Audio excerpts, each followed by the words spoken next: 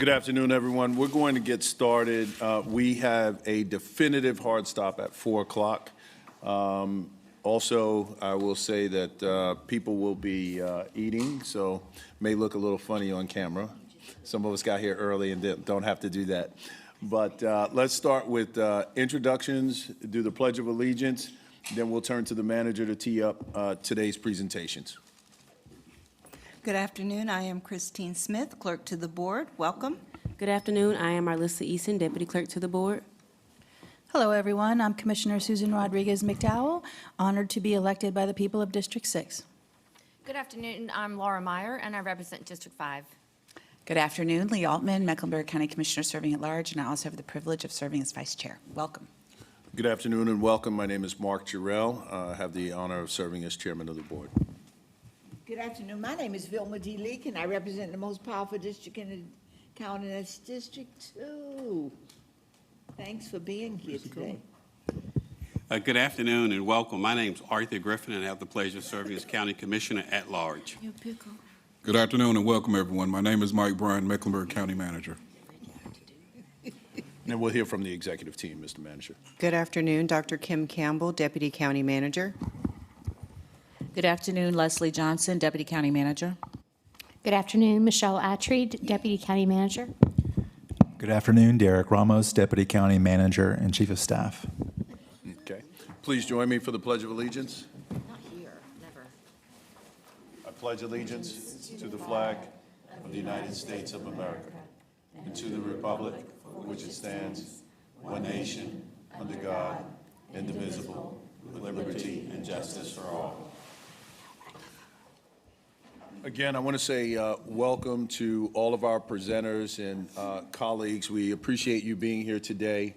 Colleagues, I do want to let you know that for these first couple of presentations, we're going to try to limit comments and or discussion to 2 minutes each. If there's something burning that we need to come back to, anyone will certainly do that.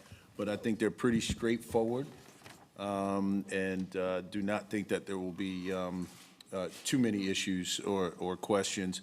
The second thing is our CMS partners will be joining us here, I think around 2 o'clock. So that's why you don't see them present currently. With that, well, before I turn it over to you, Mr. Manager, let me see, are there any questions from the dais? All right, Mr. Manager, we'll turn to you. Thank you, Mr. Chair. You have 3 items on your agenda this afternoon, each one pertaining to the fiscal year 2027 budget. You'll be receiving budget requests from 3 of our community partners, Central Piedmont Community College, court officials, and we'll close the afternoon out with a presentation of the Board of Education's approved budget. Kicking us off this afternoon will be Dr. Dietermeyer, President for Central Piedmont Community College. Please recognize Dr. Dietermeyer. Dr. Dietermeyer, you are recognized and welcome.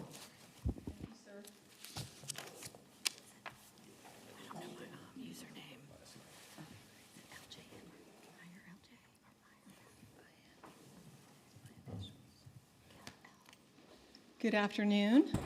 It's great to see everyone today. Thank you for having us. With me today are members of the senior team, but especially you will hear later from our Executive Vice President, Jessica Boyce, who's joined me up at the table. Mic, please? So, can you hear me now? Is that better? Okay, I'll try to lean over a little bit, Commissioner Leak. So good afternoon, good to see all of you.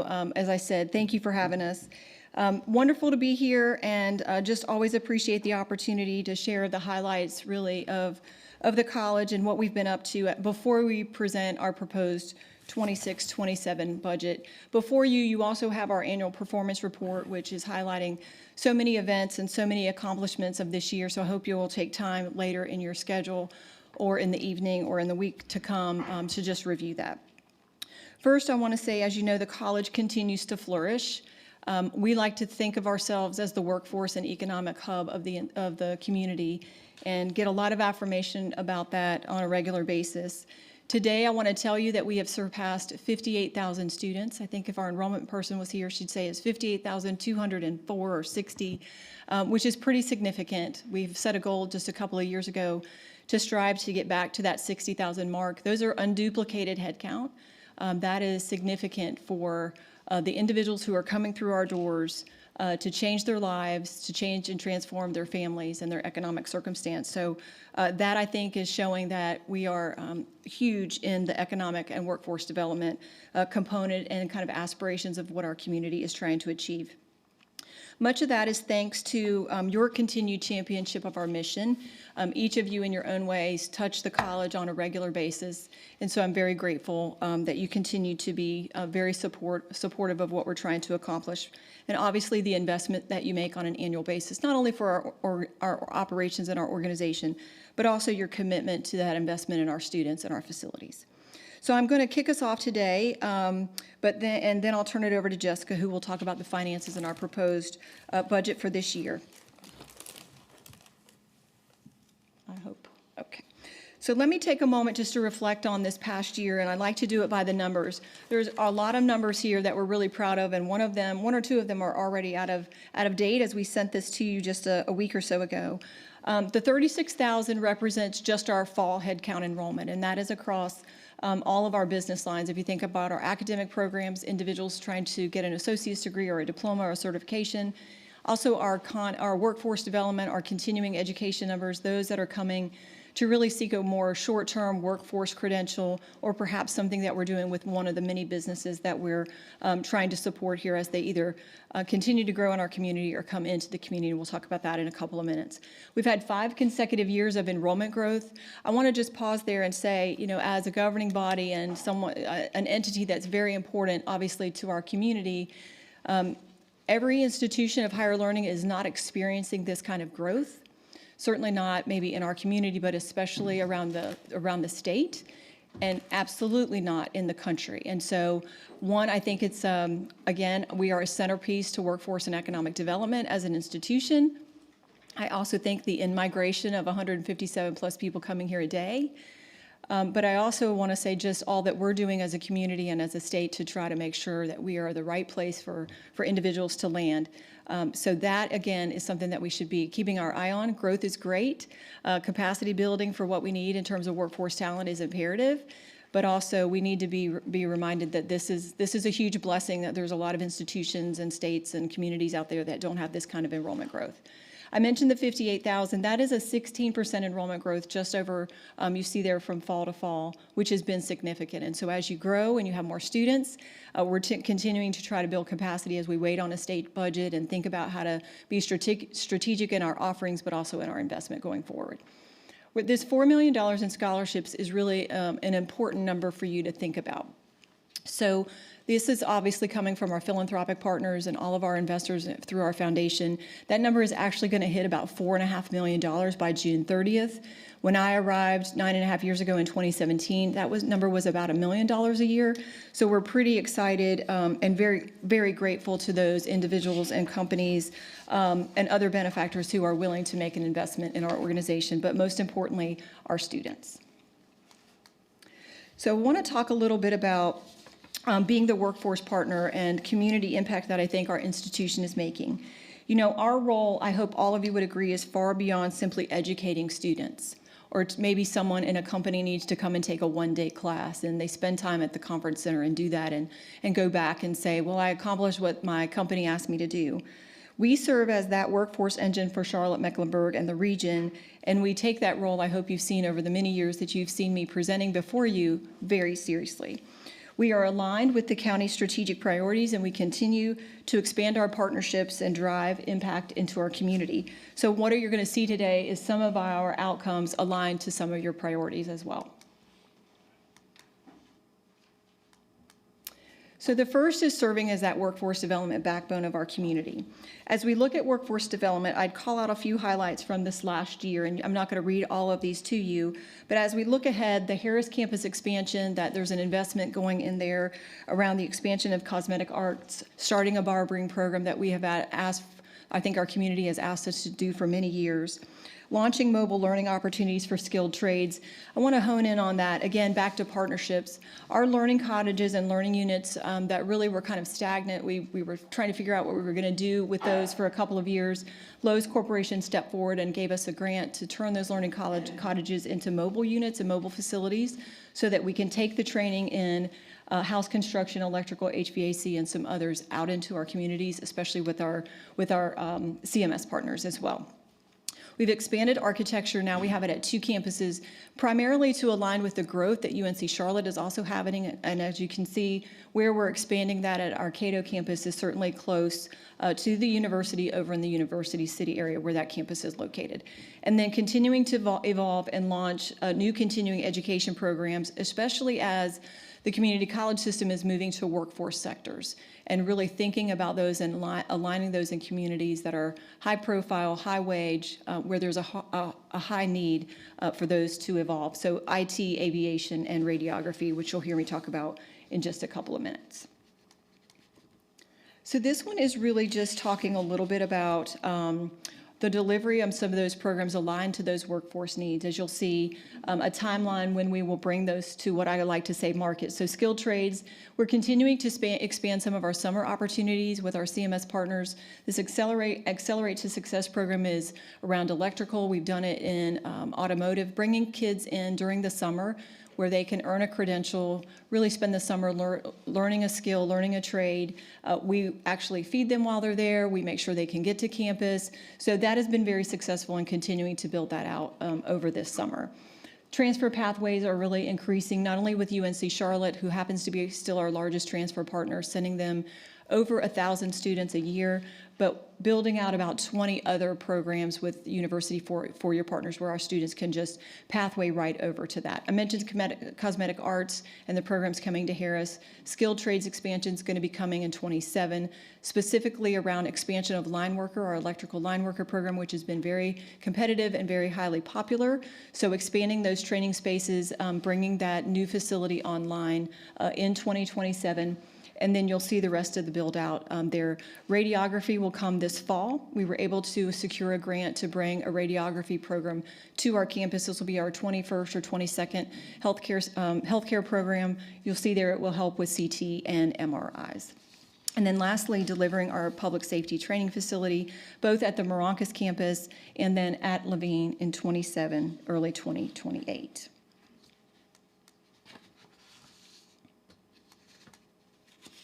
And this is just a little bit by the numbers. I know you can see this in the materials that you were given, but as we think about our workforce partners, we can't deny some of the businesses that are not only growing in our community, but those that we are supporting as they come in.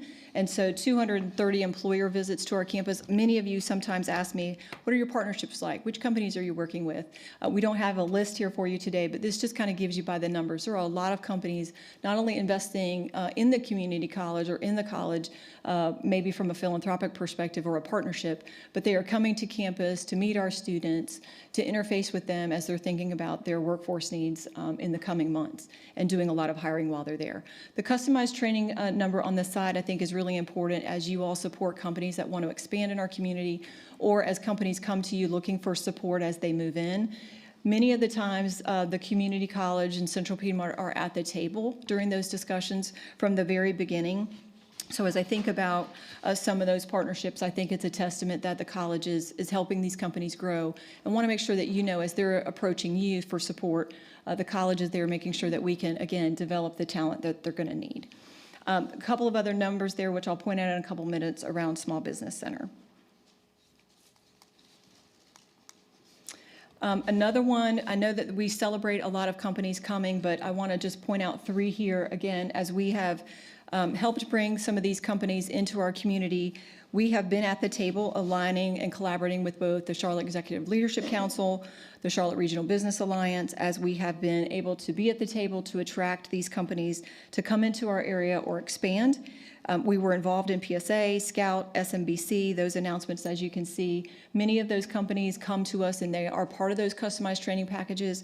1 or 2 of them have certainly supported the college and are going to be looking at scholarshiping some of our students into those training programs so that we can deliver the top talent that they need as they continue to grow into our community. And then this one on delivering services and programming to support health equity and wellness, which I know is a big one for your group, for the commissioners to think about.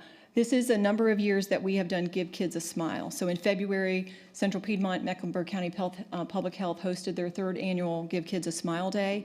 You see here we served over 400 community members. 200 children. That's all free to our community members. It is a highly popular event that we do. We could not do that without the partnership of Mecklenburg County Public Health. And it is, we book it the next year, and again, I get a lot of great feedback for that partnership as well as what we're offering families and our children in this community.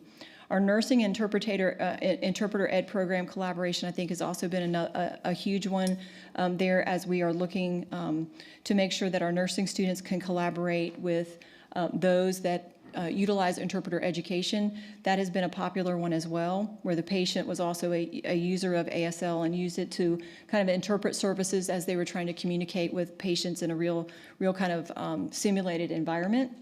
And then we did have the North Carolina Department of Health and Human Services Secretary Sangavi on our campus back in the fall. That was really popular because Secretary Gabe Esparza, who is Secretary of Administration, who also serves on our board, was very involved in making sure that that visit happened when the Secretary came to our community. I think he was here to talk about health in general, look at the things that we're doing as a community. But it was really important as he traveled around to come and look at the college, look at our health sciences, look at our simulated hospital. He got a tour of our simulation labs, our dental clinic, and I think was blown away about not only some of the community things that we're doing, but again, the facilities that you all support, and that we have those right here in this region to make sure that our community members can only be served, that the talent that we're serving, turning out, but the partnerships, whether that be with Novant Health or Atrium Health, as they're bringing individuals into that simulation center as well to develop a skill set that maybe they aren't able to reach in their facilities. So I want to turn it over as I can to Jessica at this point. She's going to present our county budget request for 2027. And then at the end, I think both of us will be happy to take any questions that you may have. Good afternoon. Thank you, Dr. Diedemeyer. Thank you, Commissioners and Manager Bryant, for the opportunity to present our fiscal year 27 budget request. And thank you to the county team for the partnership as we work through the details of our budget request. Each year, we start our budgeting process by establishing Central Piedmont's budget priorities to ensure that our priorities align with the strategic plan and the needs of our students. And the objectives from our strategic plan that connect to the budget are strategic stewardship of financial and facility resources and talent development. And from sound fiscal management of county funds, the college will be able to continue strategic investments in security and safety measures, maintain a clean and organized learning environment, continue the maintenance of our facilities and infrastructure to ensure longevity of the county's investments, recruit and retain talent in a highly competitive market, and fund mandatory raises and increases in health and retirement benefits. And as inflation is expected to be a factor in this coming year's economy, inflation has also been reflected in this budget request. The capital maintenance program funded by the county has been highly effective in helping us protect the county's investments in our buildings and infrastructure, as well as maintaining utility costs. And we strive to offer competitive wages in order to attract and retain highly qualified employees that will deliver exceptional educational and support our students in the community. And the wage and benefit allocation from the county supports us in that effort. Presented here is the fiscal year 27 budget request and the fiscal year 26 approved budget, and it reflects the year-over-year change or the variance. This slide summarizes Central Piedmont's community college county budget request into 4 components. The first 3 categories represent the maintenance and operation of the college's infrastructure, as well as safety provisions for our students, faculty, and staff. And the 4th category is the wage and benefit allocation that helps us to provide the hiring and retaining of those high-quality staff that I mentioned. So the total fiscal year 27 county budget request is $50.5 million. This is a $1.5 million increase compared to fiscal year 26, or a 3% increase. And the next slide will go through the details of the budget. So this slide reports the details of the fiscal year 27 budget. I'm going to highlight the largest changes year over year, but I'm happy to answer any questions on items that I didn't cover. Rows 7 and 9, they jump off the page. That is the largest component of our increase. Rows 7 and 9 together reflect the facility maintenance costs. These items contain the budgeted expense for our third-party facility services contract and a few other elements. This increase together is $1.8 million increase, which is a 9% increase. So I want to walk through the reason for that increase, and it's due to contractual rate increases with that third-party facility services provider, as well as an increase in square footage that's added to that contract, plus budgeted increases for repairs to facilities and contracted services, such as HVAC repairs, facility renovations, and other costs which are in excess to or outside of that facility services contract. Row 11, insurance, this is actually a decrease. It's projected to go down by $321,000, which is a 10% decrease. While insurance premiums are expected to be flat, fiscal year 26 actual insurance premiums came in well under the previous budget, and so we're now realizing that savings in the fiscal year 27 budget request. Row 13 is the wage and benefit allocation, and this is a decrease of $324,000, or a 3% decrease. This total does reflect estimated salary and benefit increases of 3%, but it's being offset by vacancy and position captures, which is why there's an overall decrease to that line item. And again, we want to thank the county for the support of the wage and benefit allocation. It continues to be extremely helpful in our efforts on talent. For your analysis and information, we like to show the overall view of the county budget as compared to the prior year.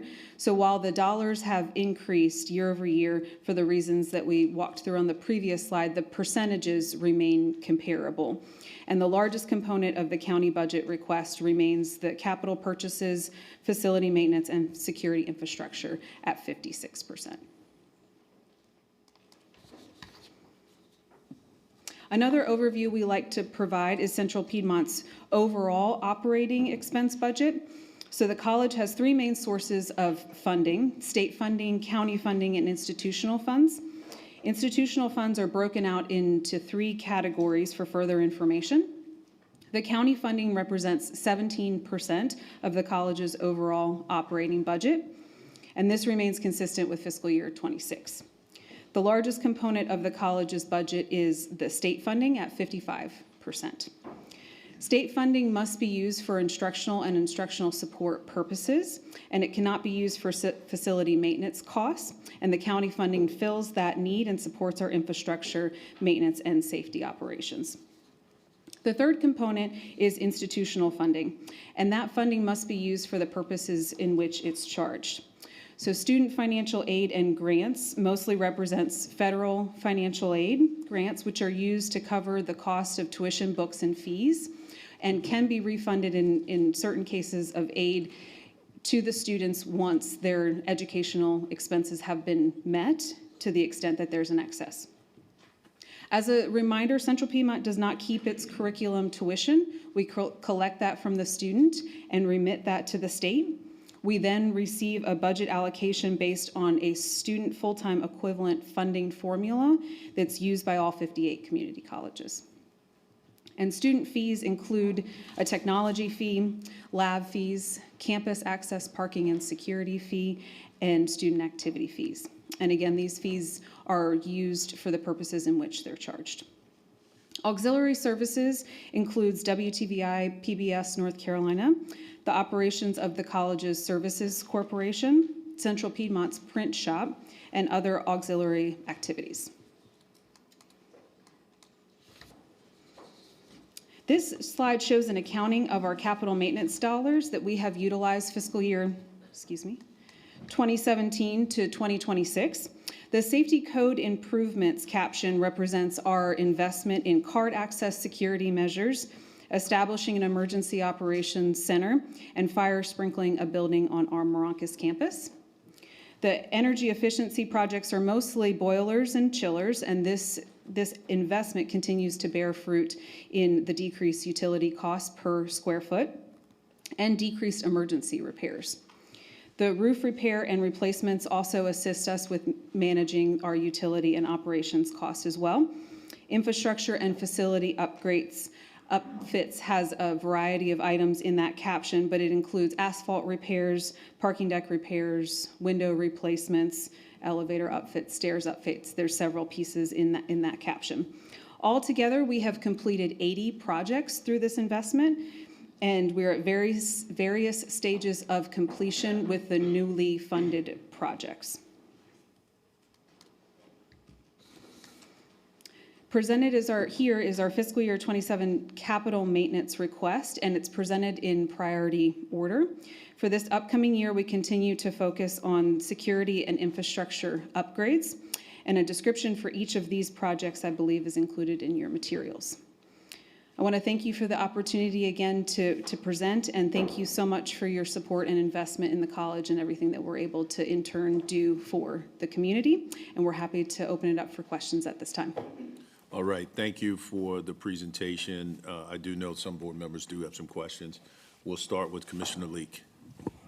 Let me first say thank you for your presentation. My short question deals specifically with full-time and part-time workers. Yes, ma'am. How many part-time workers do you have? So I think the head count as of yesterday on full-time was... What department are they in? And what department are they in? Yes. Oh, well, Commissioner Lee, we can follow up with some specifics broke down by the 7 kind of units of the institution. I'd say overall, we have a full-time head count of about 1,240. Yeah, 1,250. It's about 1,250, and it will be growing because with our capacity building and the enrollment growth, we're probably getting ready to onboard another 20 to 30 new people. And then we have a varying number depending upon the term in terms of part-time. So it usually hangs out at about a total of 3,000 individuals. 1,250 would be full-time. Many of those would be part-time faculty, adjuncts, broken out across the disciplines. So that number has been pretty consistent over the years, but we have been onboarding, especially a lot of new faculty over the last 3 years because of our growth. I think in the last 2 years, in terms of faculty, we've added has it been about 40 new positions, would you say? About 40 new faculty and getting ready to add about another 20 to 25. Thank you. Sure. That doesn't give me what I'm looking for, though. I can ask you later. My concern is small businesses. Yes, ma'am. Or business programs, barber shop, cosmetology, hair, nails. Yes, ma'am. Those seem to be programs for given groups of students. I'm sorry, say... Academic students. That's what I'm looking for. Yes, ma'am. So we're completing a $20 million project at Harris where we will actually be expanding cosmetic arts as well as starting a new barbering program, esthetician, and massage therapy will move over there. It's actually going to be a whole building that's really around wellness services. And many of those will not be a curriculum program. A lot of those will be delivered through short-term workforce development to put people into market more quickly. And that has been an expansion that's been requested by the community for some time. Small business development, it will be part of those programs. Thank you. We're going to come back to Commissioner Leek in just a minute. Sure. Because I think she wanted to go a little bit more in depth in Okay. that. But in Absolutely. the interim, let me go to Commissioner Meyer and then come back to Commissioner Griffin. Thank you very much. Thank you for the presentation and your work in our community. You guys mean a lot to this community, so thank you. Thank you.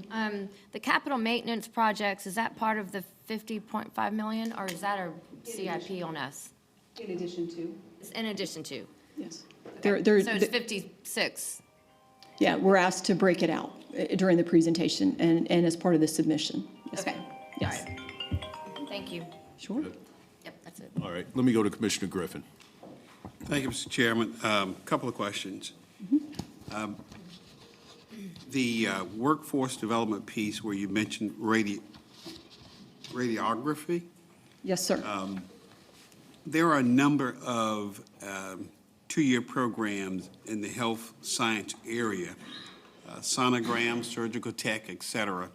With the $150 million that the city and county provided to Atrium for the Pearl, there was a presentation that half of those jobs would not require a 4-year degree, but would require a 2-year degree or certification in some type.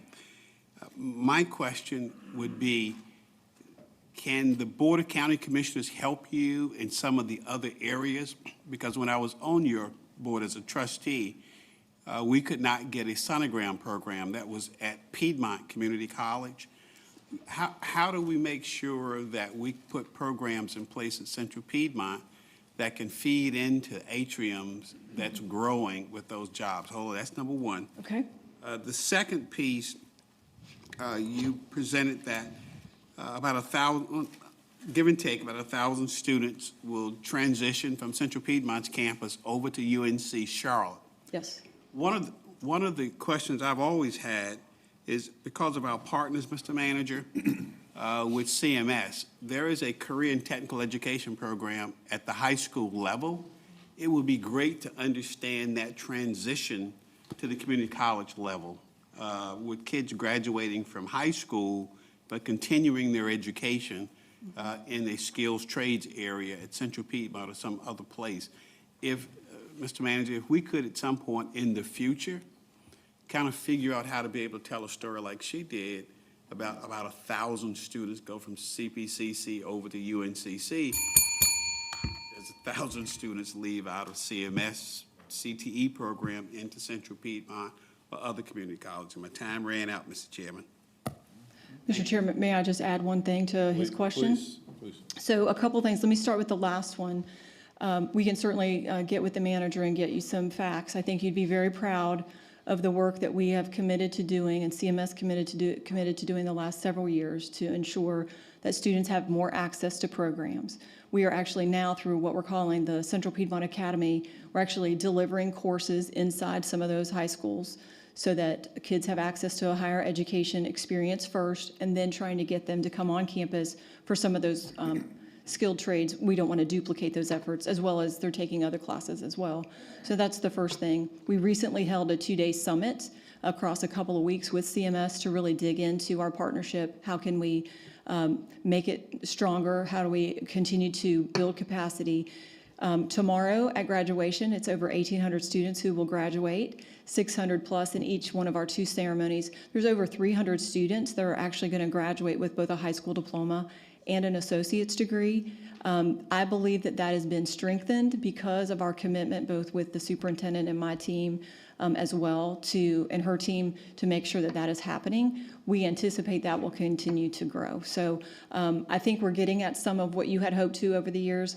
On the health sciences partnerships, certainly can come back and talk about that. But we believe we are feeding into some of those programs in terms of health sciences commitment, because they don't need a 4-year degree. Radiography has been an expansion, and you mentioned a program that we had tried to get with the development both from Novant and Atrium in the community, the expansion. I think there might be some opportunities once we prove radiography out that there would be some potential for medical sonography in the future. So we can bring you back some of that information. Thank you. Thank you. Let me go to Vice Chair Altman. Dr. Candy Diedemeyer. I am so pleased and excited by slides 4, 5, and 6. I really see a change in terms of the breadth and scope of the work and the sharing of the work and the collaboration and the connections to the community, employers. I am just really excited about it. These are genuine, meaningful pathways to upward economic mobility. Thank you. So thank you. I hope and trust that you guys are developing a strong working relationship with new Assistant County Manager, Dr. Virginia Koval, and I hope she's deeply embedded in the work you're doing so that as we work to develop our strategy at the county level for workforce development, for tying together our industries and our centers of learning and government, that we really do deliver these opportunities to residents. I want to underscore what Commissioner Griffin said about the need for a syncing up between CMS's CTE programs and CPCC. I'm thrilled to hear about this 2-day summit between you and CMS. Because yes, the ultimate goal, as he said, is to help our residents feed into jobs. Thank you.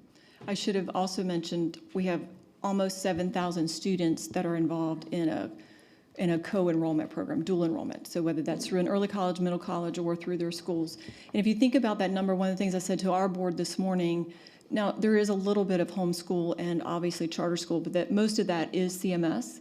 That number has grown exponentially. But if you think about, a 9th grade, a 10th or 11th grade, 12th grade class at CMS is about 10,000 students. And so growing that to now 7, part of that summit was about how could we ensure that every student in high school takes at least 1, if not 2. We'd like them to finish.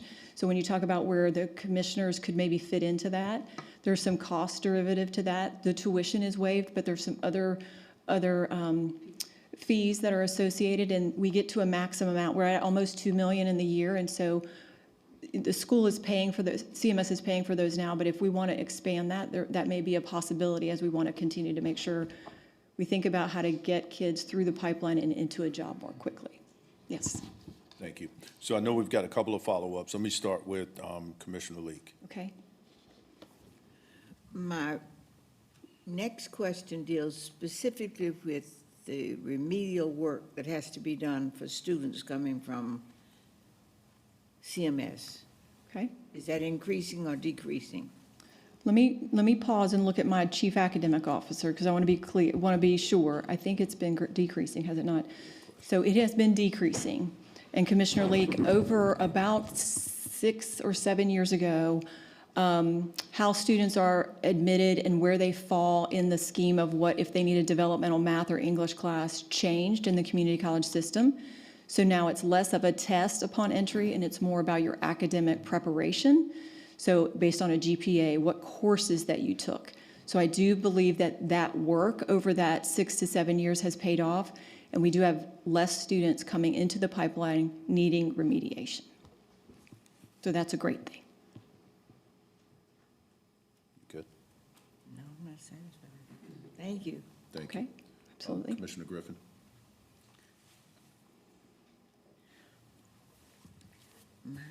I'll pass. I just want to see more connectivity Okay. between our education partners. I think we spend a little over $1 billion in the county's budget for education and literacy, to see how that pays off with specific numbers, to see how many kids are getting through. And that's what's really important. I think a number of students are having a very successful experience at Central Piedmont. It'd be nice to kind of figure out how many are getting through and how many are feeding into the labor force, because the news media publishes stuff on the front page, Mr. Manager, that the transit tax is passed. We don't have enough workers to prepare for this. So that sends a message out into the community. We don't have a system in place. Well, we should have a system. I think we do have a system. We need to report basically how that system is functioning. And if we need to do more to improve the outputs, then let's have some data and information to help us provide those resources. Sure, Thank I you, Mr. can Chairman. work with Dr. Dietermeyer and her team to get that information for the full board. Absolutely. Thank you, Mr. Chairman. Thank you, and thank you, colleagues, for your questions and your feedback. Dr. Dietermeyer, to you and your team, thank you for the work that you're doing. Obviously, since I've been sitting on this board, I've certainly seen a change and progress. Also, I think personally, I think the request is a modest request, and it makes a lot of sense. And so, and I thought the presentation was excellent. It gave us the big rocks that we need to look at and understand. So thank you for being here and everything that you do. Thank you. And Mr. Chair, if I can, I would be remiss if I didn't end on the fact that your new county manager, who's not really new any longer, has been a tremendous partner. We meet frequently, continuing to build the partnership, I think, Mr. Griffin, that you're pointing to. Where can we share data? How can we bring good news back to you and opportunities? And so thank you to him, thank you to all of you, and thank you to the county team. They're always great to work with, so good to be with you. Fantastic. Thank you. Thank you, Dr. Dietermeyer.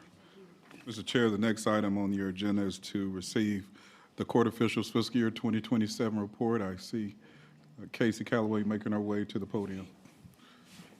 Please recognize Casey. Casey, you are recognized once you get situated.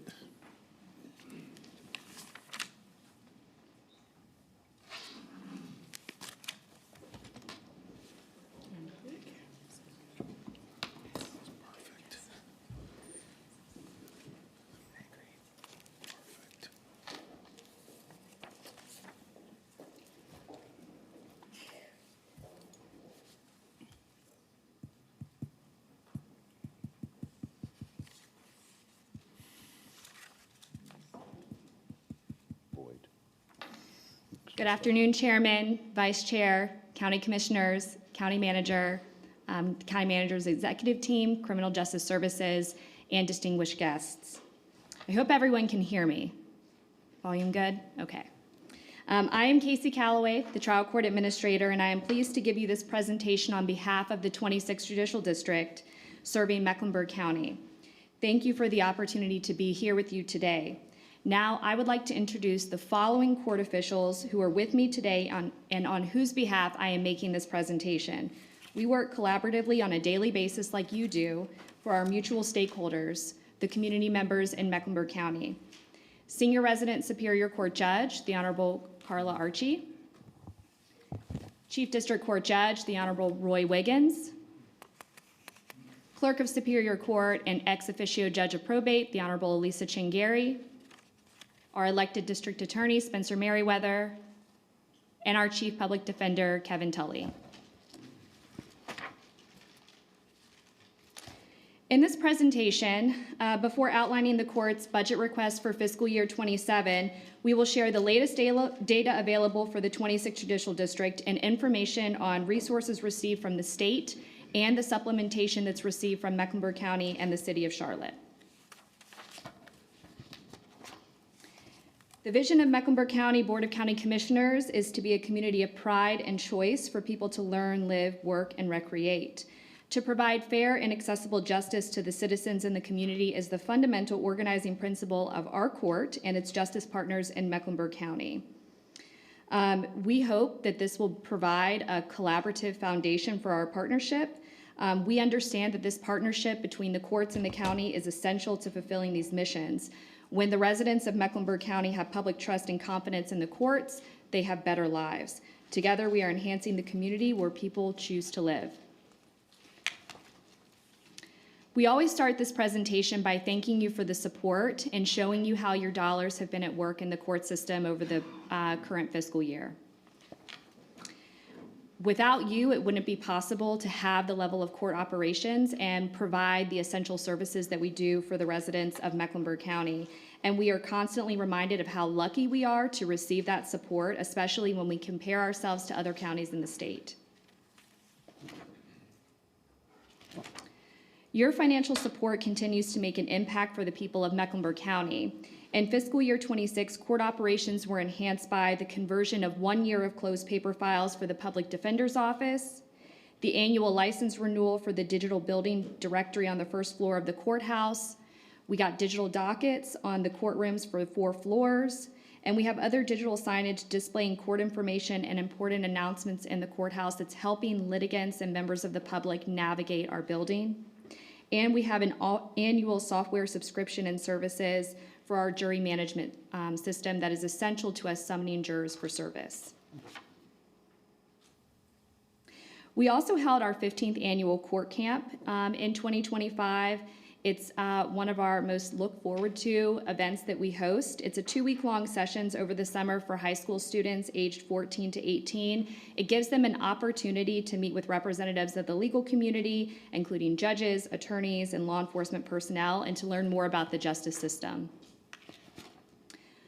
In North Carolina, the month of July is set aside each year to recognize all residents, to applaud the efforts of jurors, and raise the awareness of the importance of jury service. Jurors support the justice system and fulfill this important civic responsibility each day in Mecklenburg County. For our county this year, we celebrated the 25th annual Juror Appreciation Week from July 7th through 11th. This week began with opening ceremonies. We had a proclamation that was read by our Chief District Court Judge, Roy Wiggins, declaring July as Juror Appreciation Month. We also had various activities for jurors throughout the week, such as a visit from the Mecklenburg County Sheriff's Office and a Q&A session with Mecklenburg County's Public Information Department. We also had refreshments and door prizes that were donated by local businesses. To put it into perspective with some of the data, in fiscal year 25, 11,776 Mecklenburg County residents completed jury service. According to data that's been provided to us by the Sheriff's Office, there's an average of 57,961 people who visit the courthouse each month. In 2025, approximately 696,000 people visited the courthouse. That is a little over 100,000 more people that had business in the courthouse than the previous year.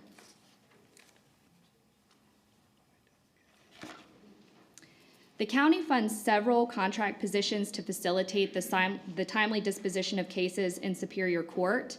The graph that you see on the screen shows a trend analysis of the filings and dispositions of felony cases in Superior Court over the last 5 fiscal years. In fiscal year 25, Mecklenburg County's Superior Court carried the largest felony caseload in North Carolina. Mecklenburg County accounted for 8.44% of all felony cases filed statewide, 8.98% of all felony dispositions statewide, and had 10.41% of all pending felony cases in the state. These figures demonstrate that Mecklenburg County is managing the largest share of the state's most serious criminal matters. The fact that Mecklenburg County is resolving nearly 9% of all felony dispositions statewide also underscores the high level of productivity that's occurring within our court system due to your continued investment in court operations, staffing, technology, and judicial support resources. These investments are critical to ensure the timely administration of justice, maintain public safety, and reduce delays in felony case processing. The next slides will examine how we use the number of filings and dispositions to measure court performance. A clearance rate is the number of dispositions compared to the number of filings. A clearance rate typically over 100% means the court has disposed of more cases than were filed. When clearance rates are consistently below 100%, caseloads will grow, and that's when you will see a backlog. This table reflects the clearance rate of felony cases in Superior Court, which you can see is 135% for fiscal year 25. I do want to note something about this data. Specifically, you'll see a significant rise in dispositions between fiscal year 22 and 23. That is due to what is called offense expansion or case consolidation. Our judicial district in Mecklenburg County adopted offense expansion in October of 2022, and it impacts the way that filings are counted. It's the practice of listing all of the offenses charged against one individual relating to the same incident under a single case number for purposes of criminal case management. Prior to this, our judicial district followed the practice of initiating a single case number for every single offense.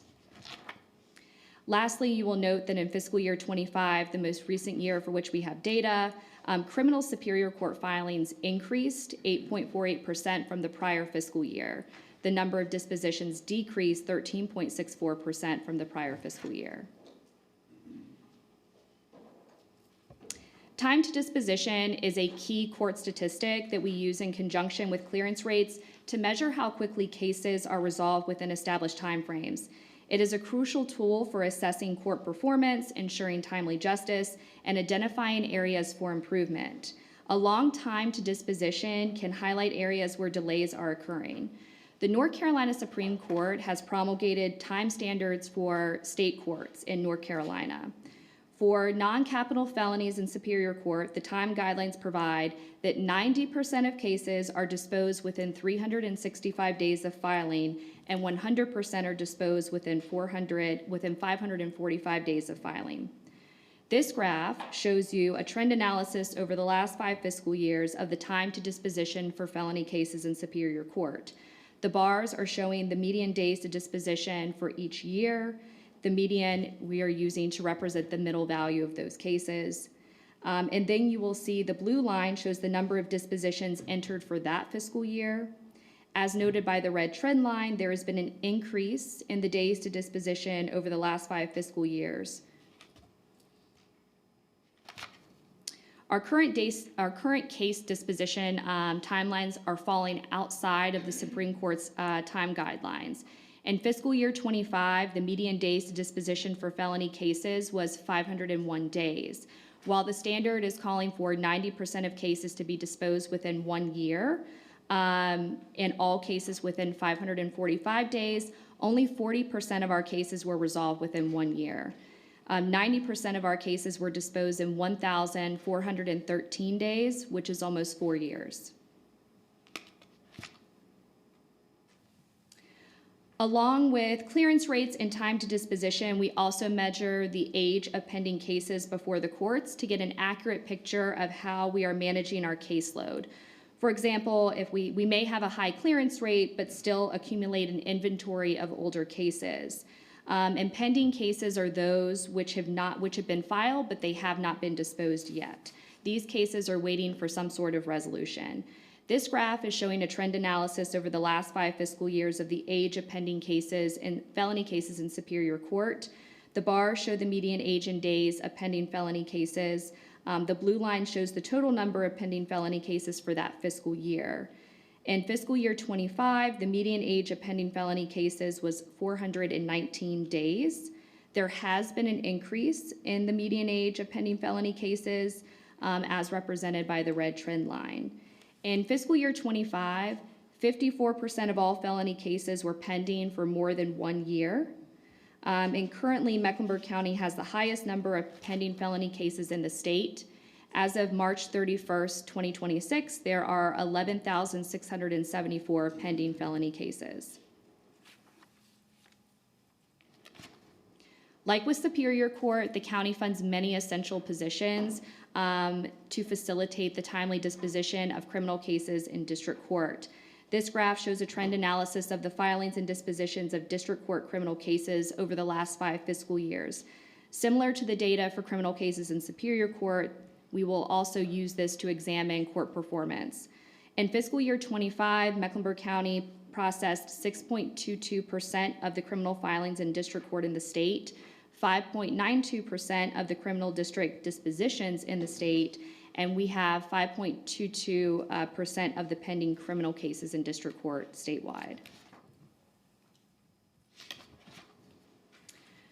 This is the clearance rate for criminal district court cases. And so this clearance rate, which you can see from our latest fiscal year 25, is 116%.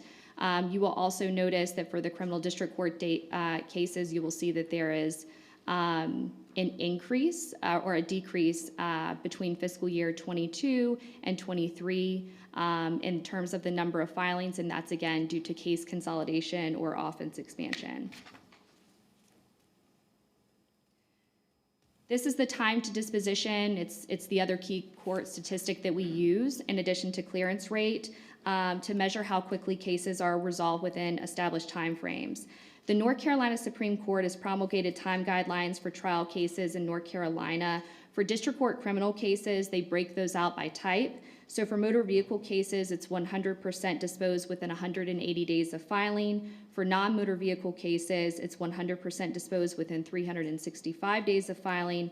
For felonies in district court, it's 100% disposed within 90 days of filing. And for infractions, that's 100% disposed within 180 days for filing. And this graph is showing the trend analysis over the last 5 fiscal years for those criminal district court cases. The data shows that cases are taking longer to resolve than the time standards require. In fiscal year 25, the median days of disposition for motor vehicle cases was 134 days. However, 90% of our cases were disposed in 631 days instead of 180 days, and just 75% were disposed within 1 year. For our non-motor vehicle cases, the median age to disposition was 199 days. 90% of those cases were disposed within 681 days instead of the required 365 days, and just 73% were disposed within 1 year. For infractions, the median age disposition was 60 days. 90% of infractions were disposed in 308 days instead of 180 days, and 93% were disposed within 1 year. This is examining our pending caseload. So this graph is showing a trend analysis over the last 5 fiscal years for district court criminal cases that are pending. As you can see, there has been a decrease in the median age of pending motor vehicle cases, non-motor vehicle felony and infraction cases in district court. In fiscal year 25, 14% of criminal motor vehicle cases were pending for more than 1 year. 25% of non-motor vehicle cases were pending for more than a year, and 28% of infractions were pending for more than a year. Currently, Mecklenburg County has the second highest number of pending criminal cases and infractions in district court in the state, As of March 31st, 2026, there are 39,540 pending criminal infraction cases in district court. This criminal caseload, of course, places extraordinary demands on courtroom capacity, staffing, case management, and support personnel. And they're reinforcing this need for sustained investment to ensure our court system can continue managing one of the highest volume criminal dockets in the state. Next, we're going to highlight resources received from the state and the supplementation currently provided by Mecklenburg County and the City of Charlotte to fund court operations. This graphic is offered to put into perspective or context how small a percentage of public tax dollars are being spent on the third branch of the government by the state. So less than 3%, so approximately 2.51% of the state's budget is spent on the judicial branch.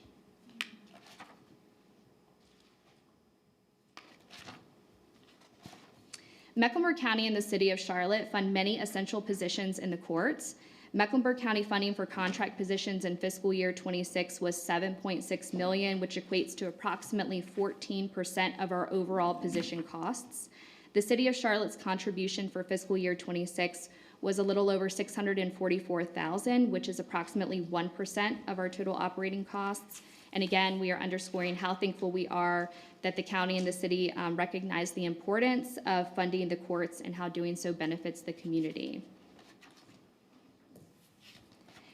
This pie chart depicts funding received from all three of our funding sources. So it's the state of North Carolina, you'll see at 84%, Mecklenburg County at 14%, and the City of Charlotte at 1%. Next, we will turn to our budget priorities for fiscal year 27. Our requests reflect our continued efforts to be fiscally responsible while also addressing the needs of a growing community and demands on the court system. At this time, like we did last year, I would like to ask my colleagues, the other key court officials, to join me in case there's any questions regarding specific offices' budget requests.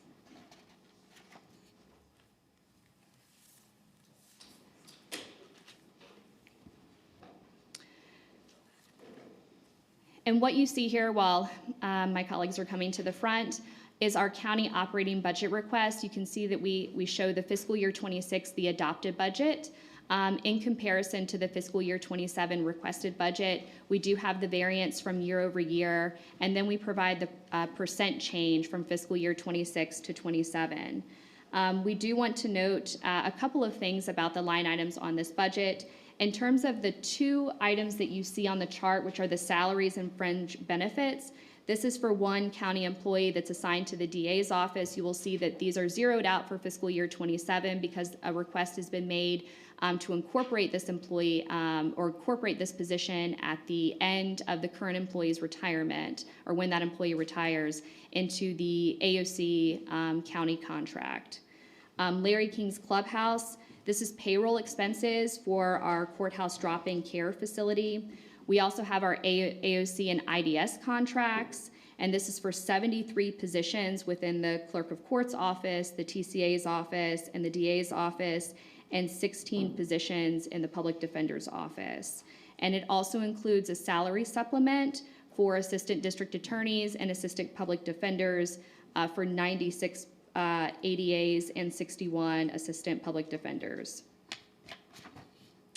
We also have other operational investments, and this includes operations budget for each agency that is outside of the AOC and IDS contracts. It includes costs for utilities, maintenance and repairs, software maintenance and tech support, postage for juror summons, document management, program supplies, and furniture. In terms of other charges, this is risk management. It's workers' compensation for the county employee assigned to the DA's office, which will end with the employee's retirement on June 30th. We also have one-time funds, and that we'll go over some of those in more detail on the next slides. And we do have a note at the bottom about the variance in terms of the allocated budget and what was adopted last year and anticipated turnback. In support of court operations, we are requesting the following for improvements in fiscal year 27. For ongoing expenses, we have the Public Defender's Office, $58,443 for file retrieval, storage, and scanning of felony files. For the Trial Court Administrator's Office, we are requesting $1,495 for an annual print subscription service for self-represented litigants in our self-serve center. We are also requesting one-time expenses. For those one-time expenses, we have with the clerk's office $8,000 to support the replacement of aging public seating in the customer service areas in each of the clerk's suites.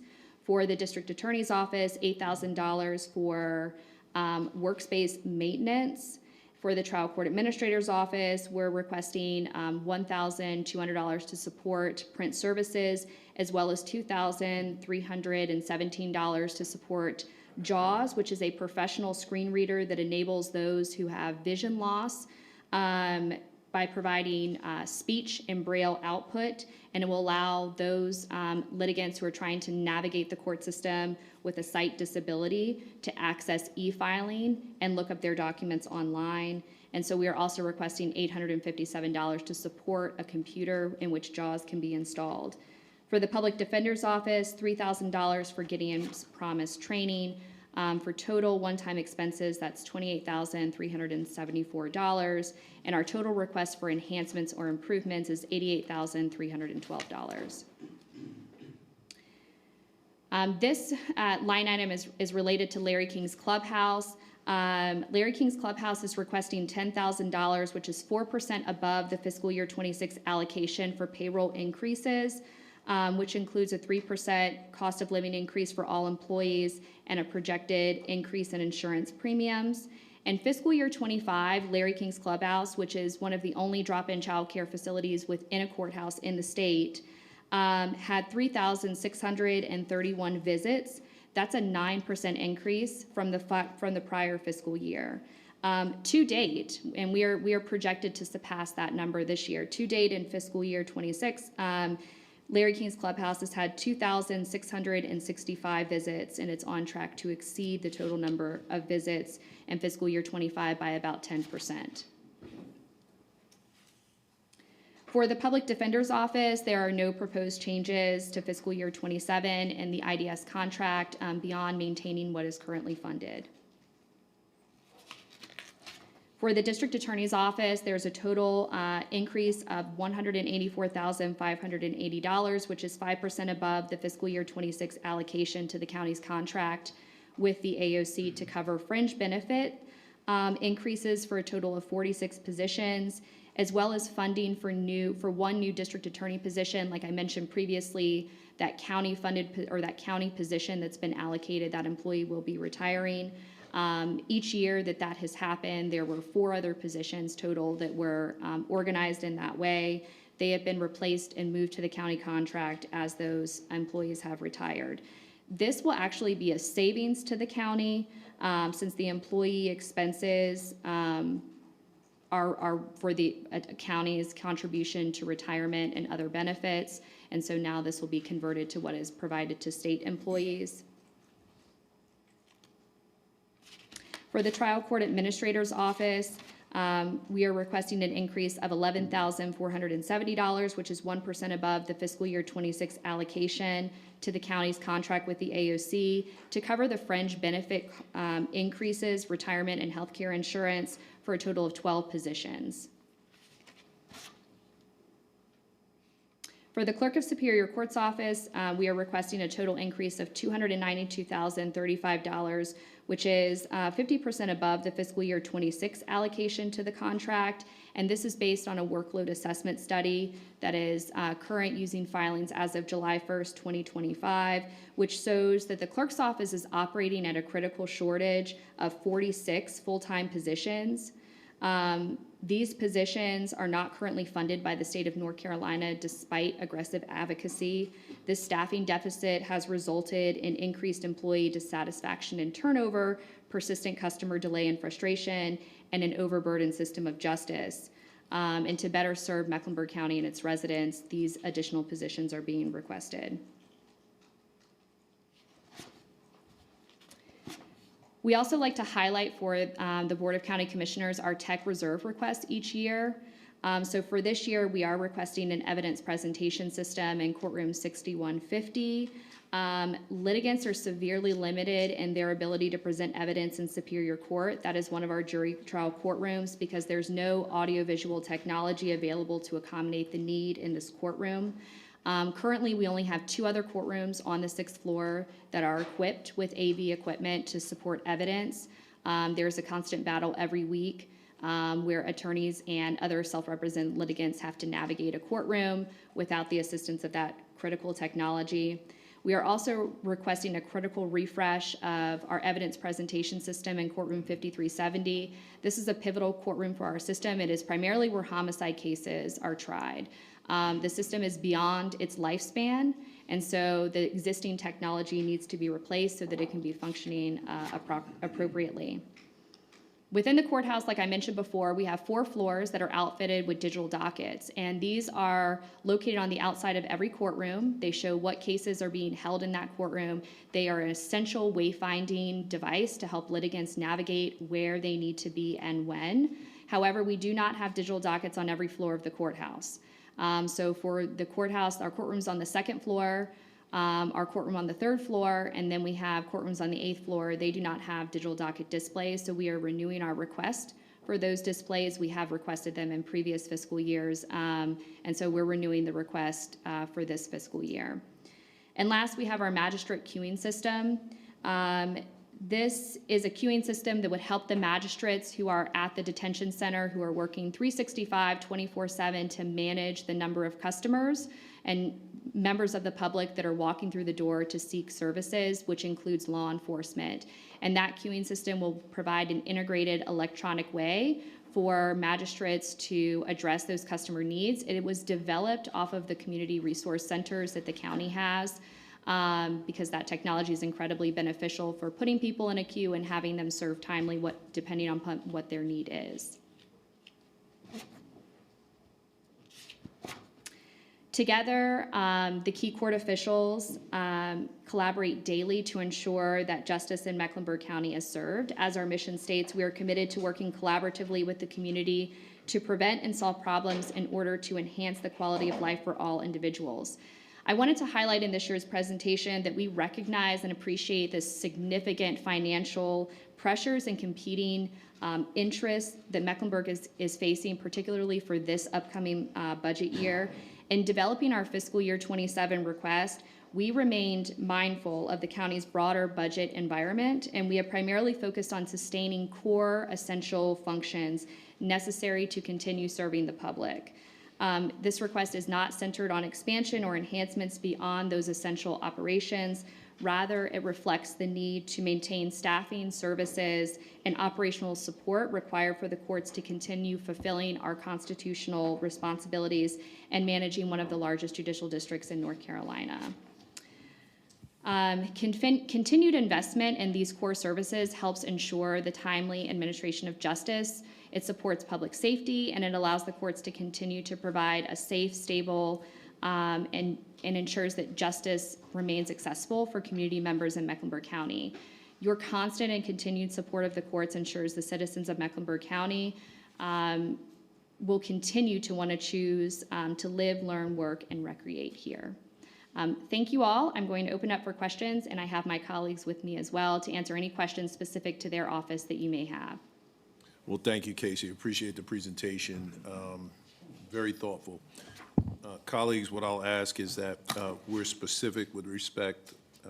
If there are questions to a specific office, please be specific. I'm going to start with Commissioner Rodriguez-McDowell. Thank you, Mr. Chairman. Casey, thank you. I got to be honest, some of these slides really blew my mind, like trying to absorb the sort of dire situation as far as the timely administration of justice. And I maybe someday I could get a one-on-one, walk through of all those charts. It is really hard to absorb. But,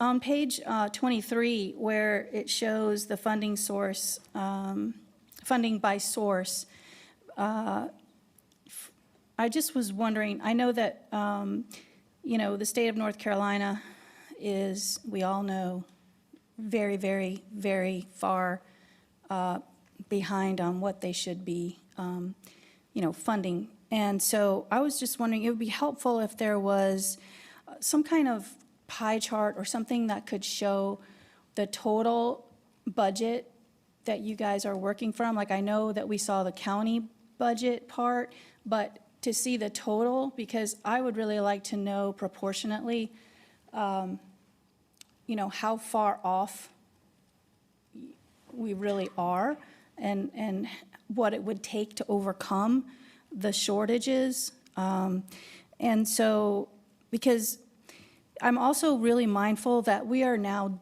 getting every single day a report from the sheriff's office on how many, what the attendance or the residents are, the resident number. Jail population report. Yeah, the general population.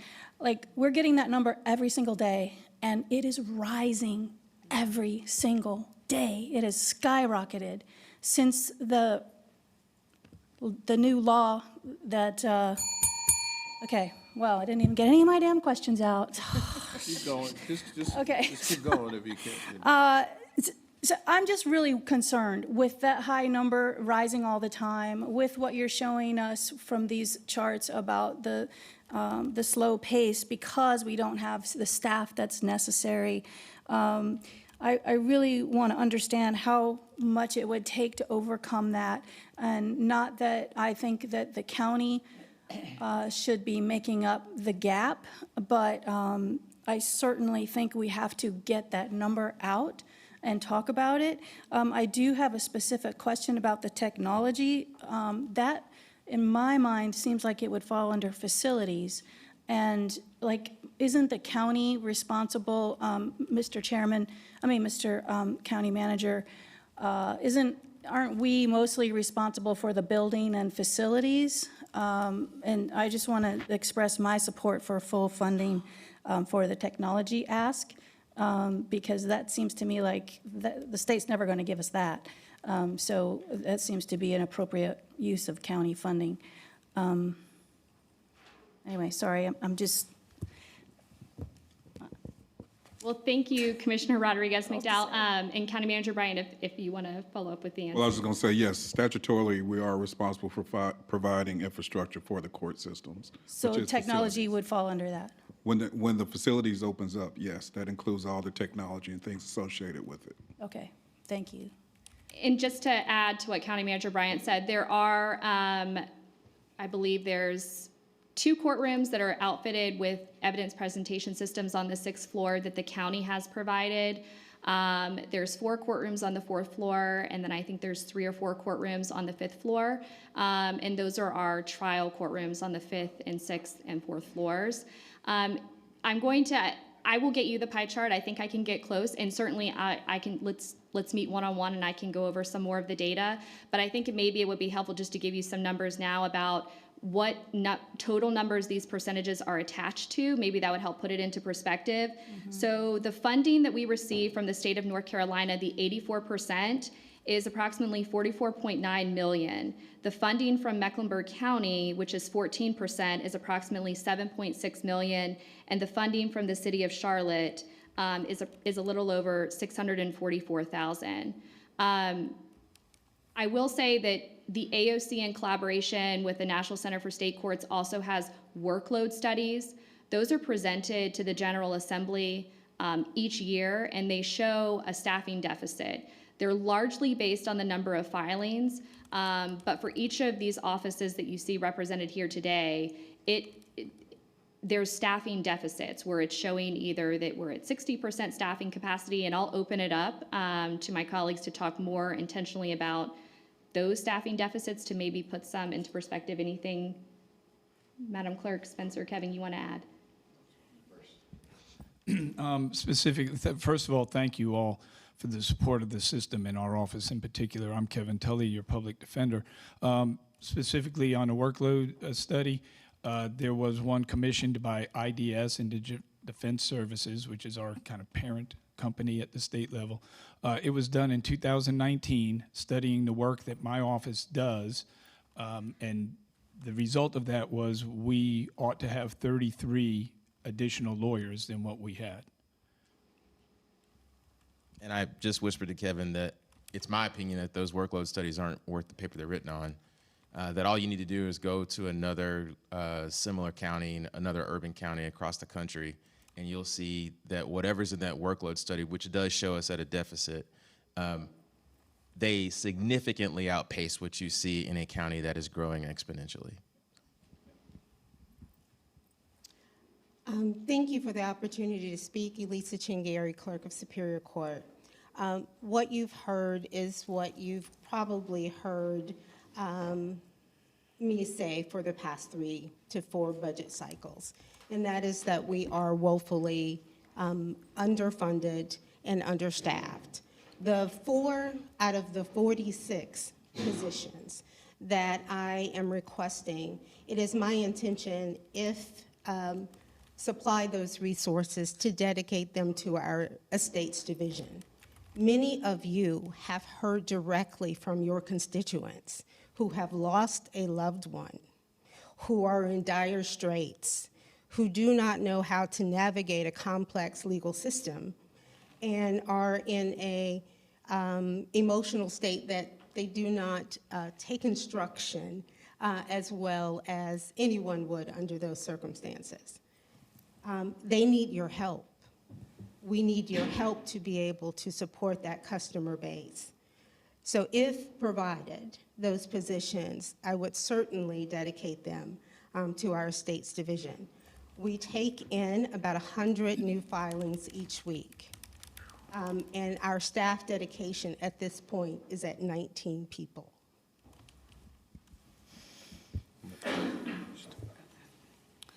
Commissioner Altman. Well, thank you.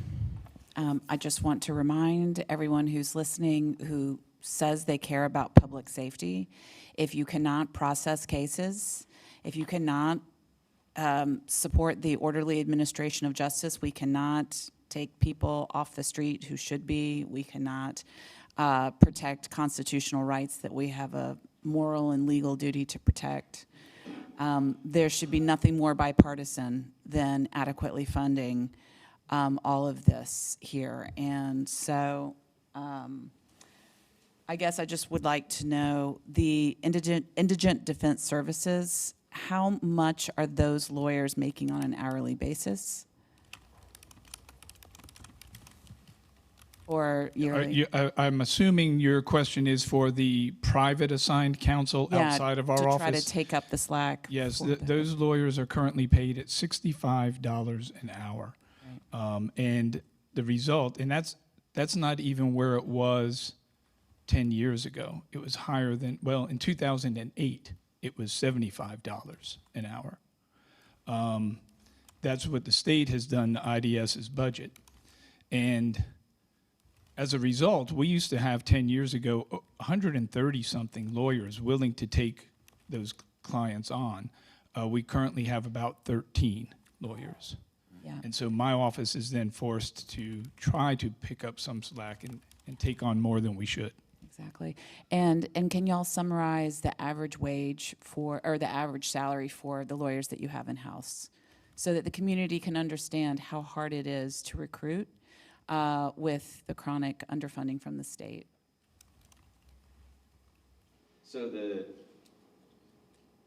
So the average allotment for both of our offices for attorneys is $101,299.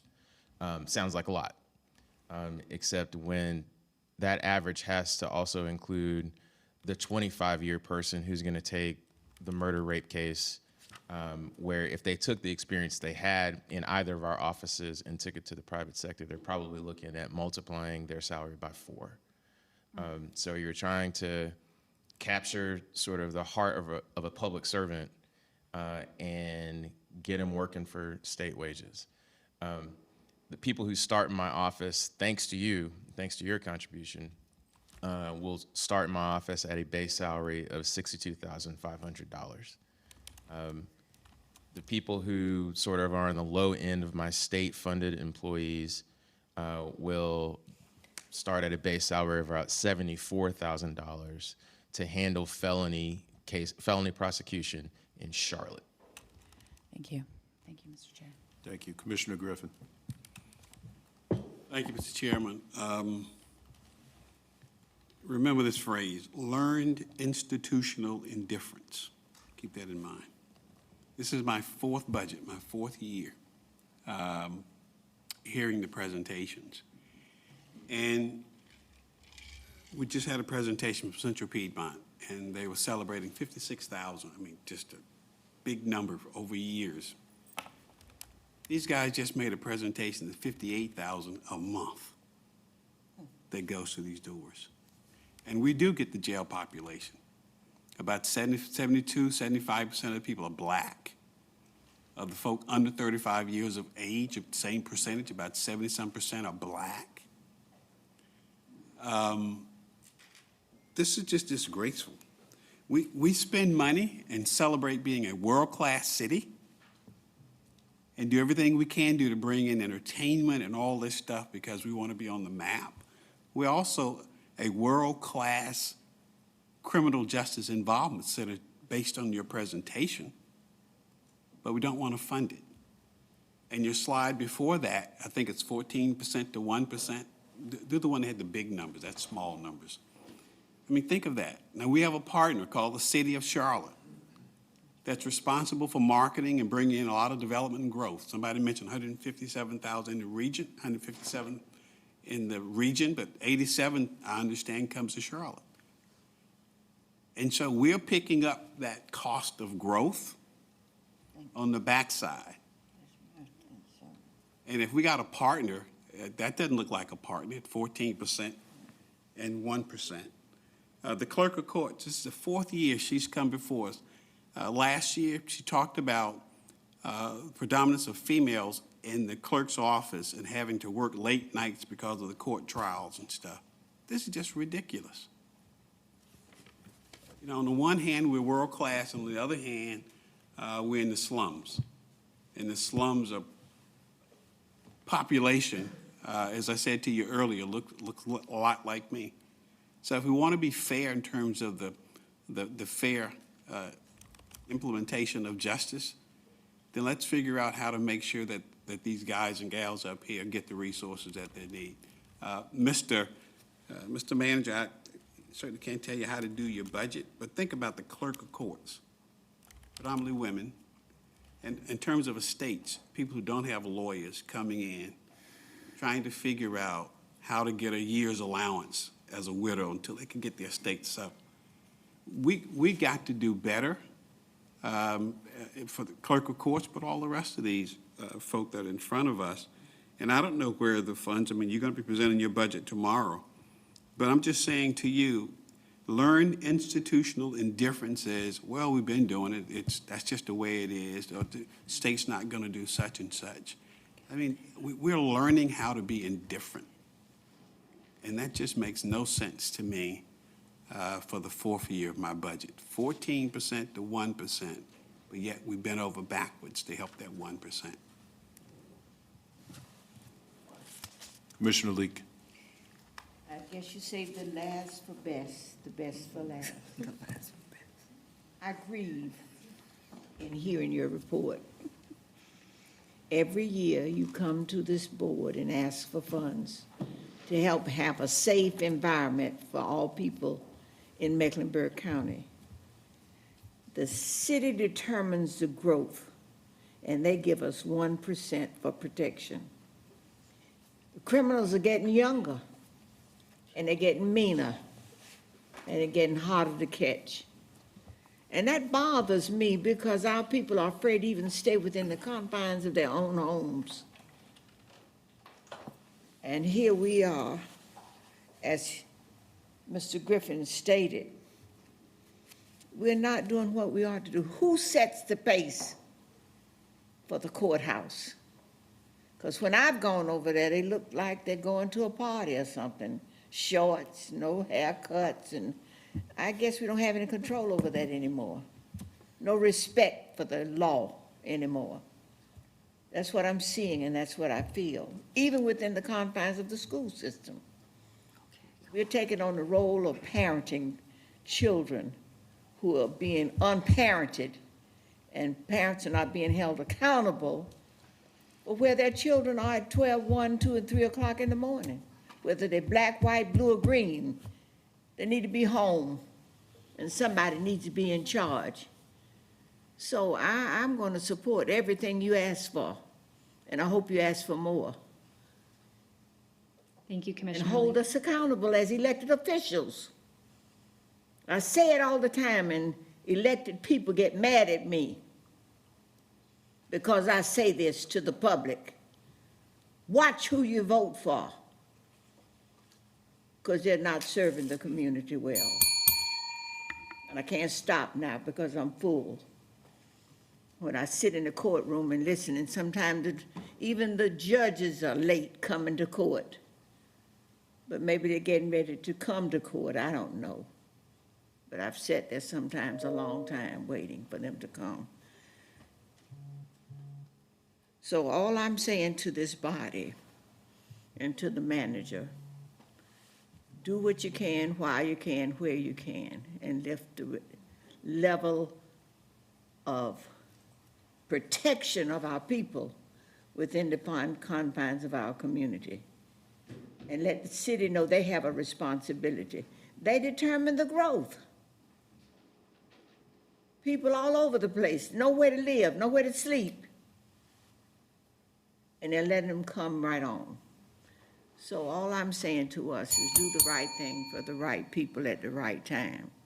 I heard your bell, and I didn't stop. And I'm sorry, I understand, honey, clearly. It was me telling her to do that, please. But you didn't do that to anybody else. That's right. But that's all right.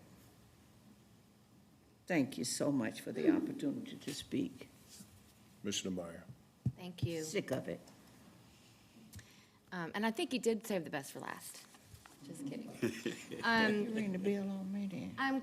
I have so many questions and so many complaints, and I just see a lot of press here. And if you want a story, this is the story. Our state's not funding our courts enough. If you're interested in public safety, if public safety is important to you, you have to follow through in the courts. It doesn't just stop with an arrest.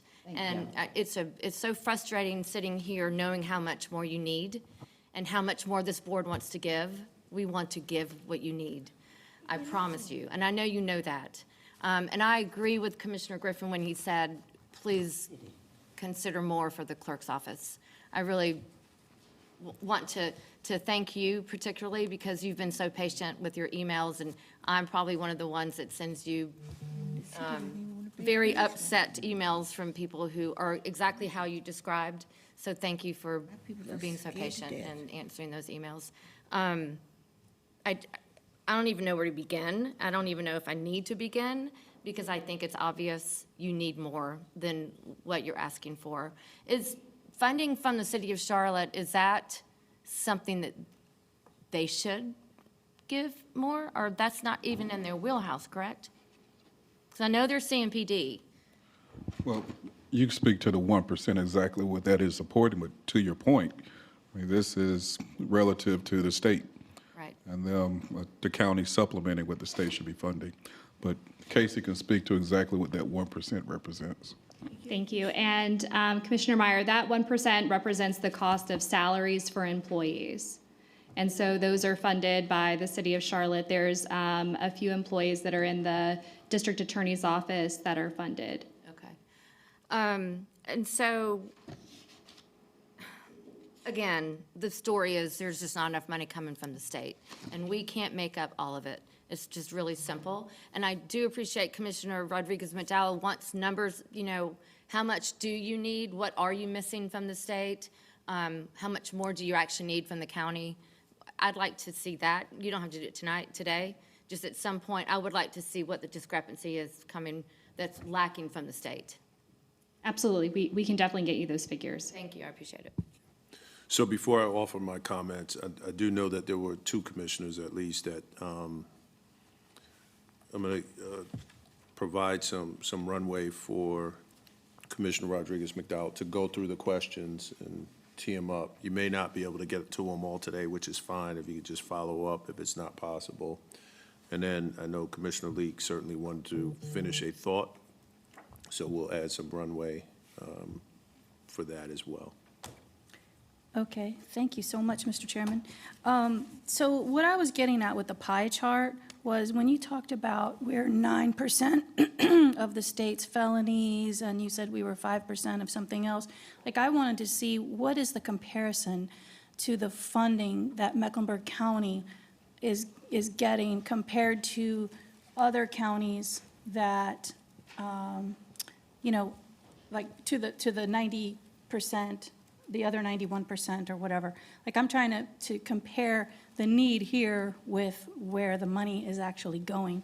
So that's part of what I meant about the pie chart. And as I was just sitting here, and I'm definitely not good at math, I just admit that right now, but as I was just sitting here figuring out like what the deficit is, it's only like $10 million or something. Am I right?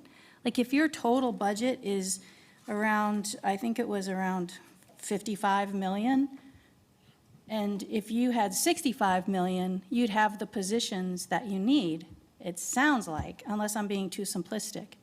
That's kind of what I'm trying to understand.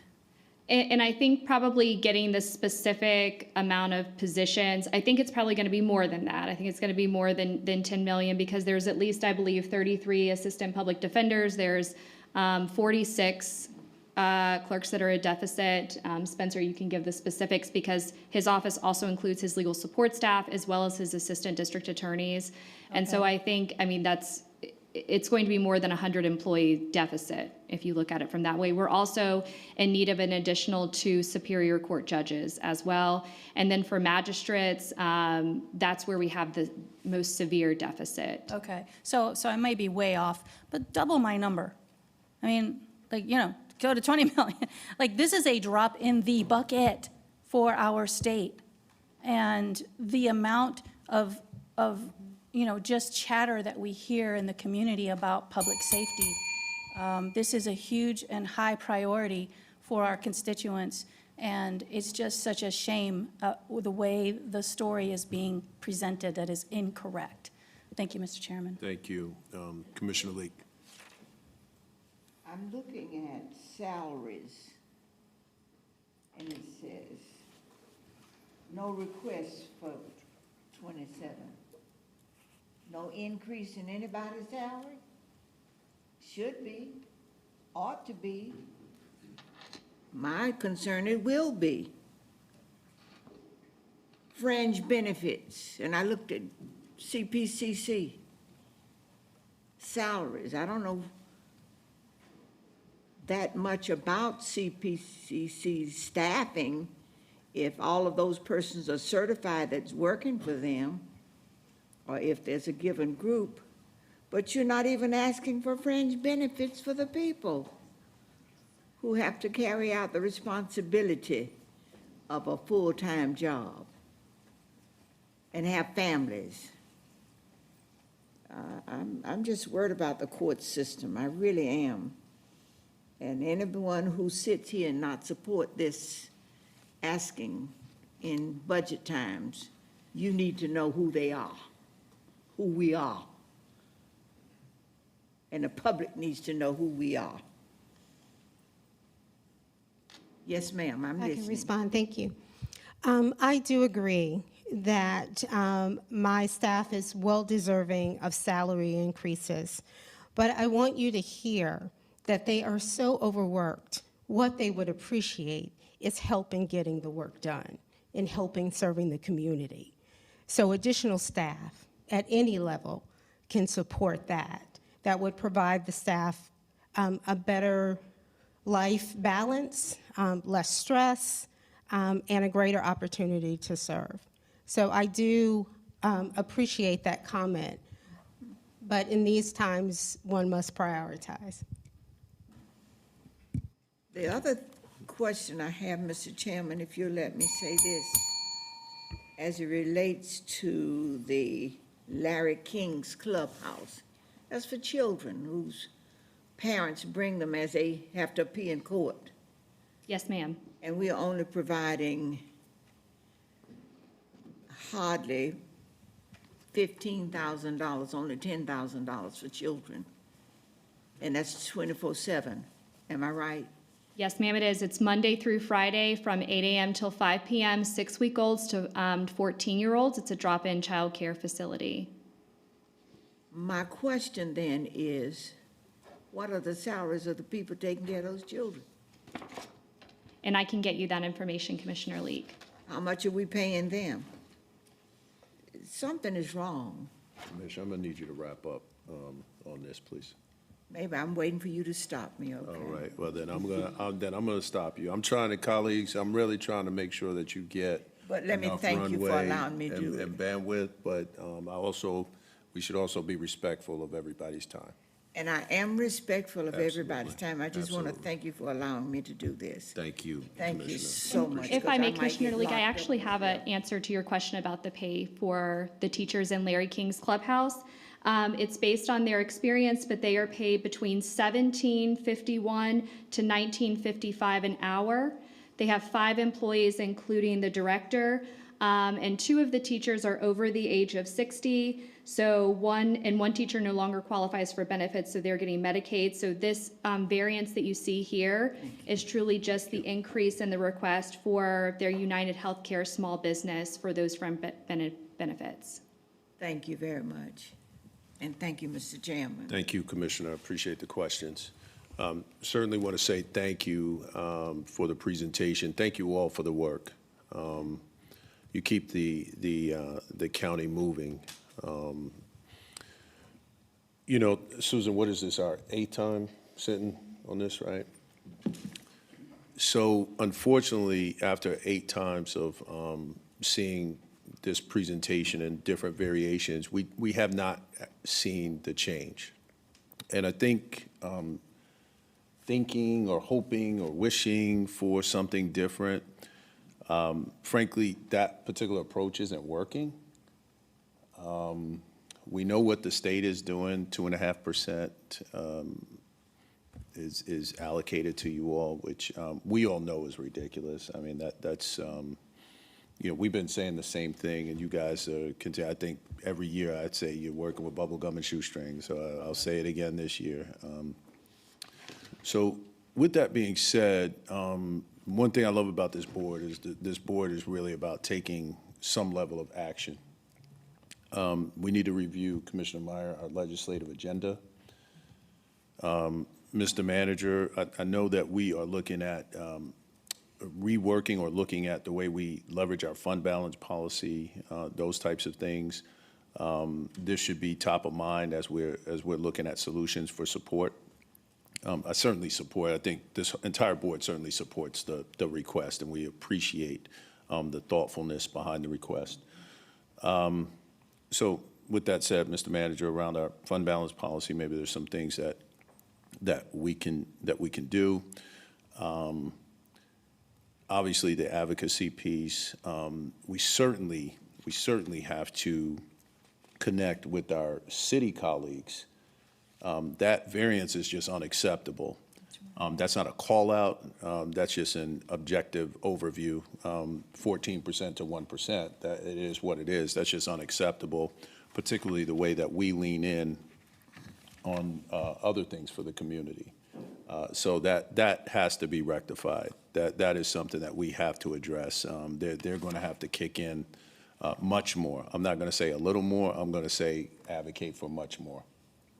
That just is not acceptable.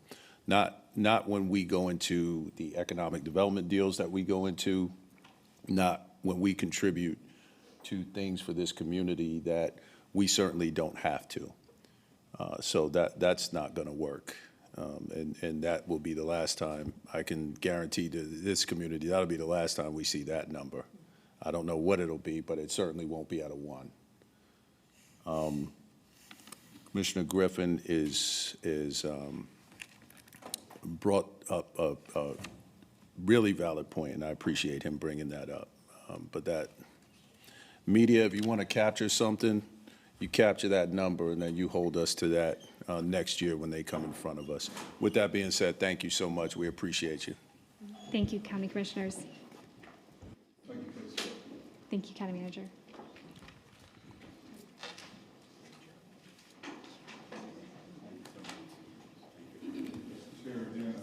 As I think we're anticipating Dr. Hill and her team. I see some of the team has arrived, but I don't see Dr. Hill. They anticipate being here around 2 p.m. So do we want to? Can we recess? Recess, come back. Okay. Legal So said we'll we just can recess till and 2. come back at 2. All right, team, so here's the deal.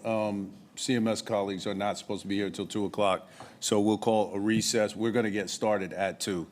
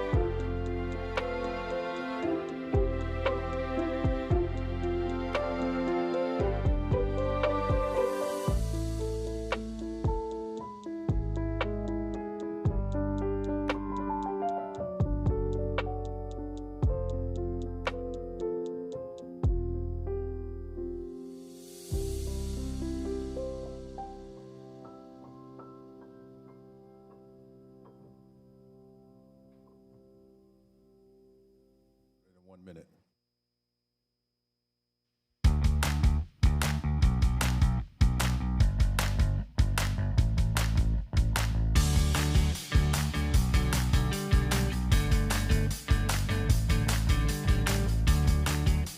Back to order. I'll turn it over to the manager.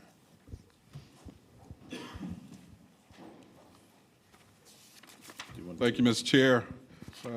The third item on your agenda is a presentation from our CMS partners. They will be presenting to you the CMS Board of Education adopted budget for your consideration. And with that, I'm going to ask that you recognize our superintendent, Dr. Crystal Hill. Dr. Hill, welcome. You are recognized. We appreciate you. Good evening, everyone. I'm really excited about the opportunity to be here this afternoon to share with you the Charlotte-Mecklenburg Schools 26-27 budget request.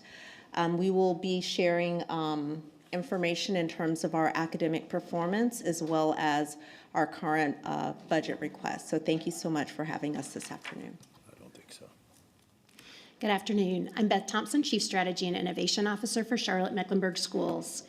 I'll start with part one of today's report regarding our Pillars of Excellence and Strategic Plan Review. We'll start here with what we all know to be true and with what each of us sitting here today believes deeply, that a strong public school system is not optional, it's essential to the health and prosperity of our community. Our schools are the foundation of workforce readiness, economic growth, public safety, and overall quality of life. And Charlotte-Mecklenburg Schools, along with our community and our countless families and partners, is acting on that belief and providing the very best quality education possible for our students. Not some, but every student. That doesn't happen by accident. Things don't just happen. People make them happen. We have our 4 district goals that reflect the vision of the community and 4 guardrails that honor the values of our community. Our work is centered on the mission, vision, and 4 goals grounded in what is provided by our Board of Education. All of the goal and guardrail aligned initiatives are organized within the 4 pillars of excellence of our 5-year 24-29 strategic plan. We were and still are so very proud of the historic accomplishments from last school year, and we look forward to sharing the continued accomplishments for this school year. So let's review just a sampling of those. I promised just one slide. You've heard us share the countless accomplishments in the academic excellence pillar, but they're worth repeating. In year 1, just year 1 of our 5-year strategic plan, Charlotte-Mecklenburg Schools ranked number 10 out of 115 public school districts in the state for the percentage of schools meeting or exceeding academic growth. Charlotte-Mecklenburg Schools had the highest number and percentage of schools meeting or exceeding academic growth in Charlotte-Mecklenburg Schools history, with 89.1% of schools meeting or exceeding growth. Charlotte-Mecklenburg Schools had 123 schools earning a school performance grade of A, B, or C, and Charlotte-Mecklenburg Schools outperformed the state in grade level proficiency in reading grades 3-8, math grades 3-8, and math 3. This was proof positive for us that the work just in year 1 is producing desired results in achievement. And we need to and will keep going. As the 3rd largest employer in Charlotte-Mecklenburg, it's essential that we also demonstrate people excellence. We're proud to say that 99.4% of all teaching vacancies are currently filled. All pay categories have received positive pay adjustments, and we've expanded our efforts to onboard new teachers with excellence, implementing our 2nd year of an innovative onboarding event called Crown Academy that has gained national attention for its impact. In the area of operational excellence, we completed the initial project for the historic 2023 bond, Sedgefield Montessori.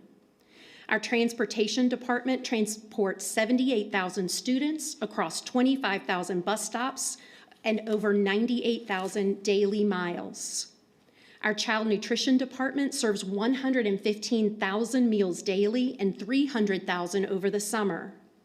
And Charlotte Mecklenburg Schools is incredibly grateful to have the third consecutive fully funded budget for this school year. It truly makes all the difference in making endless possibilities truly possible for the students of Charlotte Mecklenburg. And we also have our engagement excellence pillar, highlighting over 480 partners, almost 60,000 registered and active volunteers, and 146,000 volunteer hours. At this time, I'll turn it over to Chief Financial Officer Klutz to start talking. Oh, I lied. I have one more section. Sorry, Chief Klutz. I'll now talk about our budget alignment to our goals and guardrails. I apologize. Shown here on the left are the 4 goals and 4 guardrails adopted by the Board of Education in October of 2023. The strategies being used to enact those goals and guardrails are within our 5-year strategic plan shown on the right. Each goal has annual targets. The 26-27 budget, which we're discussing today, will resource the results, the intended results that are highlighted in purple for each goal. The combined work across all of the bricks in our theory of change that align to our strategic plan have resulted in impressive results thus far this year. Our end of grade and end of course assessments start today for our early and middle colleges, and for our schools on the traditional calendar start in 2 weeks. But as of middle of the year data report outs, we are showing us progressing in goals 1, 2, and 3, and on track already meeting goal 4 at the middle of this year. To be clear, and as you have before you, we are currently projected to achieve all 4 of our annual goal targets for this school year. And now for real, I'm going to pass it over to Chief Financial Officer Kelly Klutz. Thank you, Chief Thompson, and good afternoon. In this section, we'll discuss some key considerations that were provided when we developed our budget request. So we are reminded that state statute is responsible for providing, in the state statute, the state is responsible for providing a sound basic education. And today, state funding makes up 55.8% of our budget. And at the same time, recent decisions, including the outcome of the Leandro case, moved us further away from fully realizing that standard. As you know, unfortunately, this gap increasingly becomes a local responsibility. I was listening to the press conference yesterday as progress on the state budget was discussed. One comment that stood out to me, it was stated that this proposal would make teachers the highest paid in the Southeast, and quickly was said with the local supplement. The reason we can be the highest in the Southeast is because of you. You make that happen, you make that possible. And we just want to say how much we appreciate that support, not only your financial impact, but your partnership with Charlotte Mecklenburg Schools, because it does matter. And just to further some of those, that support, we want to look at this information. The budget reflects that state only pays for 78% of our positions in Charlotte Mecklenburg Schools. Those are the people that are indicated in the green color on the screen. You, our local county commissioners, funds about 15% of our total positions. 7% are federally funded, and 2% would be from special revenue like grants. So with your support, you fund 2,707 positions. And of the top, you will see that we didn't mention supplements. So in addition to the 2707 positions that you support the teacher supplement on top of those positions. Next, if we're only operating on state funds and we did not have your support, we would only have 89% of our current teaching positions. Indicated state would be the darker color, local would be the lighter color of gray. We would only have 60% of our instructional support positions. These positions include psychologists, counselors, social workers, media specialists, instructional facilitators, just to name a few. So if we did not have the local funding that you provide, we would have about half less of what we do to currently support our schools. That would have a devastating effect on the support to our students and families. But just think, if we had the state funding to fund those positions, imagine what we could do with your local support on top of that. Continuing on, we would only have 46% of our current assistant principals that are in our schools right now. And we would only have 58% of our clerical and custodial positions that are in our schools right now. Okay. This slide looks at it in a little different way, just for teachers only.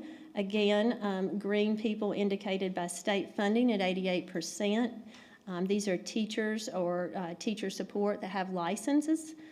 Local is the 7%, and federal is indicated with the purple and 5%. Okay. So this budget is built around some key principles. It's student-focused. It's reflects a continuous improvement mindset, meaning that we're always looking for ways to operate more efficiently and redirect funding to higher impact strategies. It prioritizes recruiting and retaining high quality staff. Excuse me. I think I'm okay. And it continues to invest in capital and operational needs that reduce risk to the organization. Okay, so now let's walk through some of the numbers that support the budget. This operating budget is approximately $1.97 billion and supports approximately 139,600 students. The slide shows both where our funds come from and how it's used. This slide shows the 2026-27 CMS budget with all funding sources. The total budget comes to $2.1 billion and is built to support the strategic plan and the board's goals. This section covers the request for operational county appropriation. So the recurring expansion request focuses on three main areas. We'll begin to walk through them. First category is investing in our employees. The certified supplement increase is first on your screen.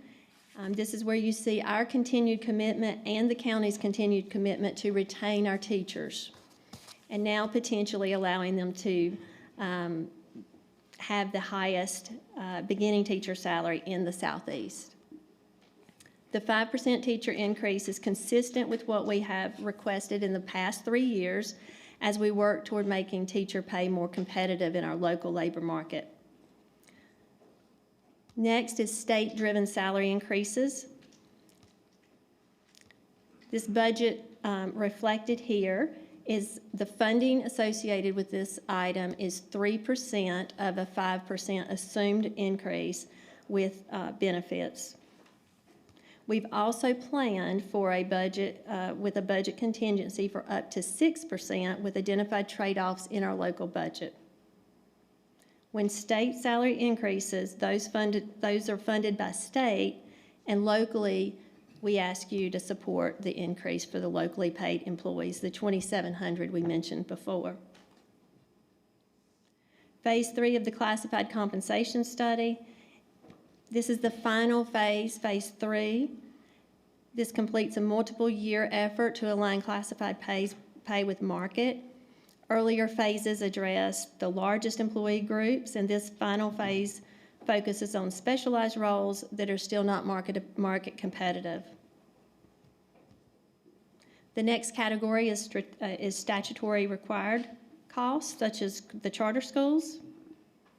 And then the next category is operational cost, which includes opening new schools, utility rate increases. These are essential costs required to operate our facilities, not program expansions, but simply the cost of running a district our size. Altogether, total recurring expansion request was $31.1. However, we were able to apply the $6 million in local dollars that were set aside this year for state salaries that did not occur, which reduces the actual request to $25.1. We share this chart for the last several years to provide a consistent view of how CMS compares with the two largest, or the two districts with the highest teacher supplement in the state. This view is based on actual supplement amounts shown in increments of 5 years and reflects what a teacher would receive based on years of experience. All data is pulled directly from the current supplement schedules published on each district's website. This is one way to look at the comparison, and in just a moment we'll show you a different perspective. What you'll see here is that CMS starts strong. A new teacher coming into CMS with no experience would receive a supplement of $8,341 in 26-27 with the support of this budget. That's higher than either of the comparison districts listed above. We also finished strong, just slightly below Chapel Hill at the 30-year mark, with a supplement of $15,031. Where we continue to have an opportunity for improvement is around the 25-year, and that's an area we will continue to evaluate and work on. We share this chart,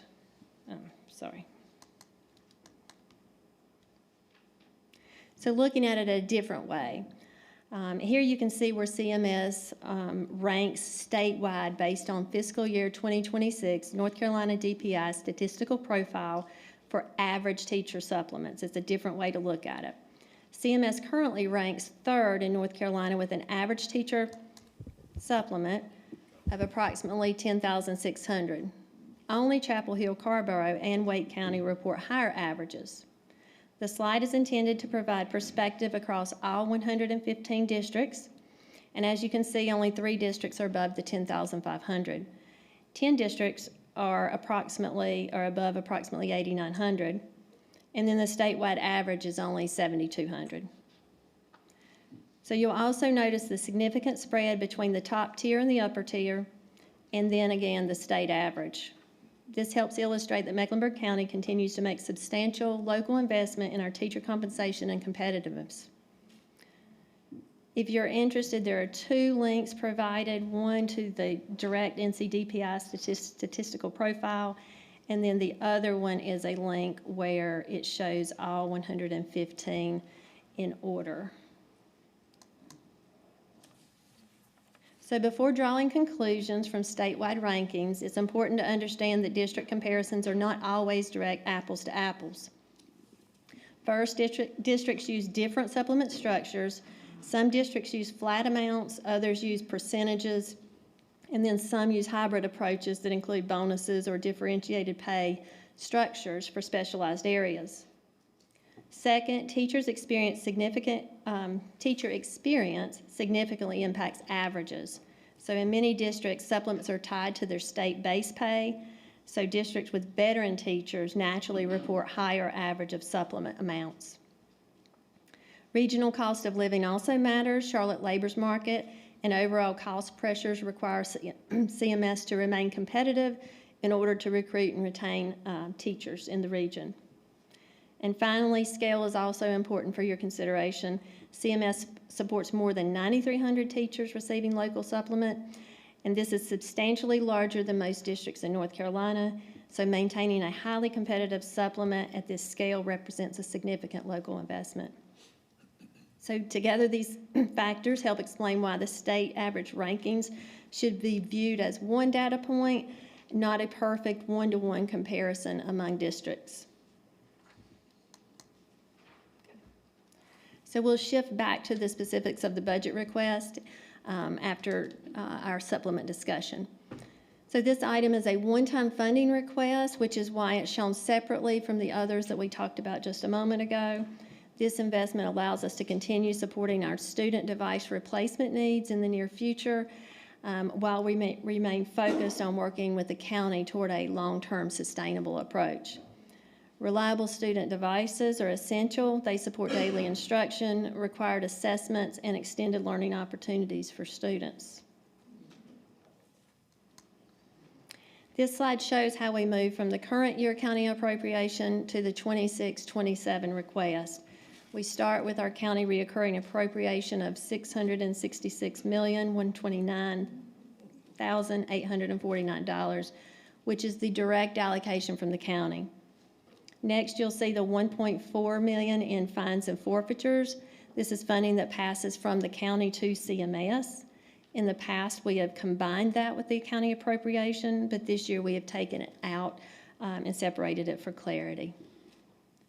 Then when we add the $25.1 million in for new reoccurring that we discussed previously, and then finally the $6 million of the one-time request for student devices.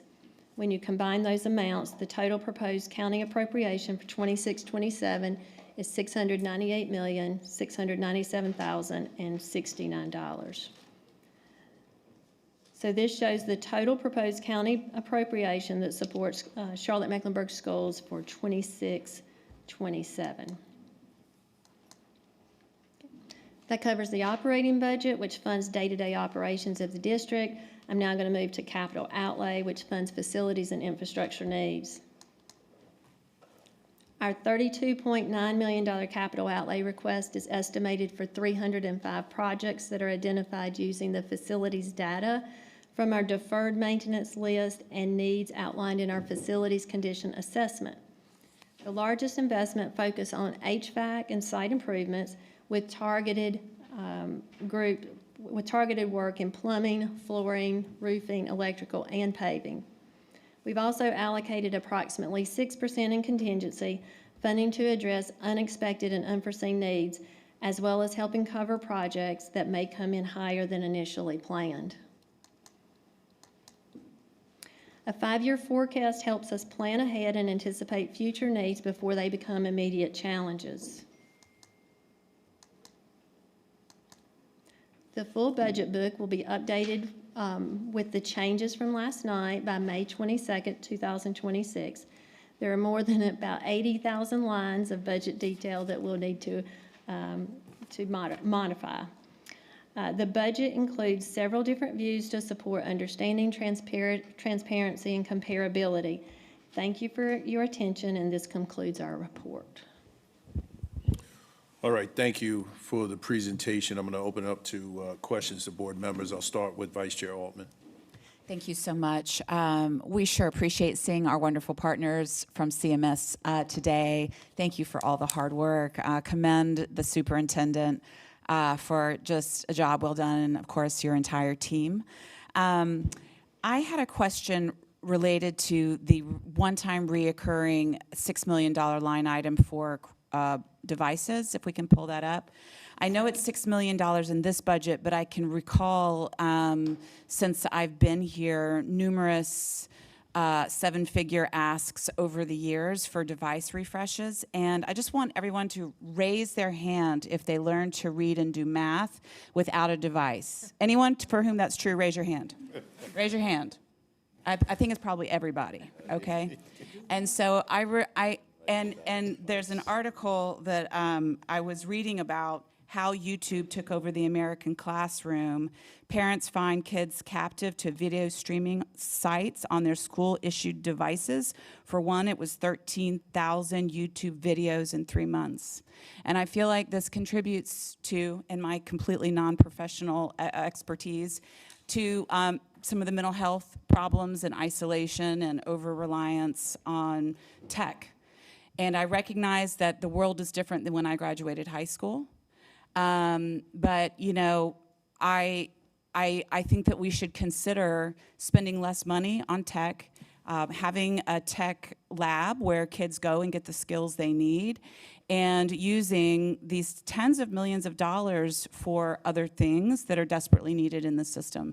Because I'm not convinced it's conducive to the welfare of our children, and it's, you know, again, this is just a one-time ask this year, but over the years, I mean, could you estimate how much we've spent on device refresh since you and I have been working together? I think it's been, I can. how much? Over 20 million? So the plan was to have a cycle of device lease payments for 4 years, and the original request was $4 million for 4 years, so that eventually we would have $16 million as a reoccurring item in our budget. That would come close to supporting a one-to-one initiative for students from grades 3 to 12. Okay, so how much did you say?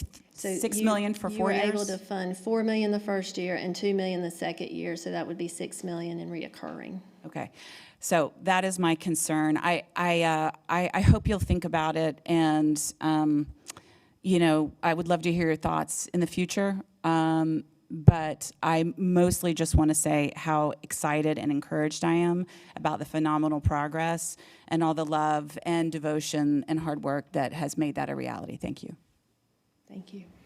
Thank you. Before I go to the next commissioner, I do certainly want to echo Vice Chair Altman's comments about welcoming all of our partners from CMS. I do want to do a special call out for our elected colleagues that are joining us. District 6 board member Anna London and at-large board member Dr. Monty Witherspoon Brown. Thank you both for being here. Could they stand so I can see them? There you go. That's the elder. You still look the same. Thank you. With that, let me go to Commissioner Griffin. First of all, thank you, Mr. Chairman. I want to read something. Well, first, thank you for your presentation. Thank you for your work. Thank you for the successes that you've had. I think I've expressed that to you earlier in writing. But I'm going to read to you the board's 26-27 board budget priority statement around education. Promote healthy early childhood development and education from ages birth to 5 while aligning investments to improve college and career readiness outcomes for all students. Corollary objective says reducing racial disparities, ensure that investments by the county focus on closing racial and ethnic gaps so that race does not predict one's success, while also improving outcomes for all. I will give you my perennial request that deals with MEC Pre-K and getting information about the performance of our pre-K students that go into CMS's public kindergarten. The way we handle our communications is so screwed up. We'll say one thing and get something back. It's not any one person's fault. It's just the system set up that way. And there's misinformation. The early childhood assessment, at least a couple of months ago, was by state statute required and by public policy required. And one of the emails I got back through this process responded to dibbles, but didn't say anything about the early learning inventory being a requirement by state statute. Just said dibbles was required by state law. I think the early learning inventory, at least a couple of months ago when I checked in, was required by the state of North Carolina. Since you perform those, why is it so difficult for the taxpayers and the county to get some understanding as to what's happening with those pre-K kids? Because we traditionally deal with problems downstream in terms of mental health, in terms of poverty, et cetera. We're trying to figure out how to deal with some of those issues upstream. So that's one question. Second question, before my time runs out, the governor of North Carolina produced a document on workforce development. And in that document, he says that 82% of students in the graduating class of 2023 were either enrolled or employed within 12 months of high school graduation. Did CMS participate in that data gathering, or is that something that you do now have access to? And if you do, I'd like to get a copy of the performance of that graduating class in 2023. The other piece deals with college and career readiness and disparities. You tend to present information in terms of global, in terms of CMS performance. Can we get information that you just presented, disaggregated in terms of subgroups? And if so, I'd appreciate that. But my primary concern is, for 4 years in a row, I've asked the question, what's happening with the MEC pre-K kids coming over to CMS and not the response I'm getting is data not available. So Mr. Chairman, those are my initial questions. I have more, but those are the initial ones.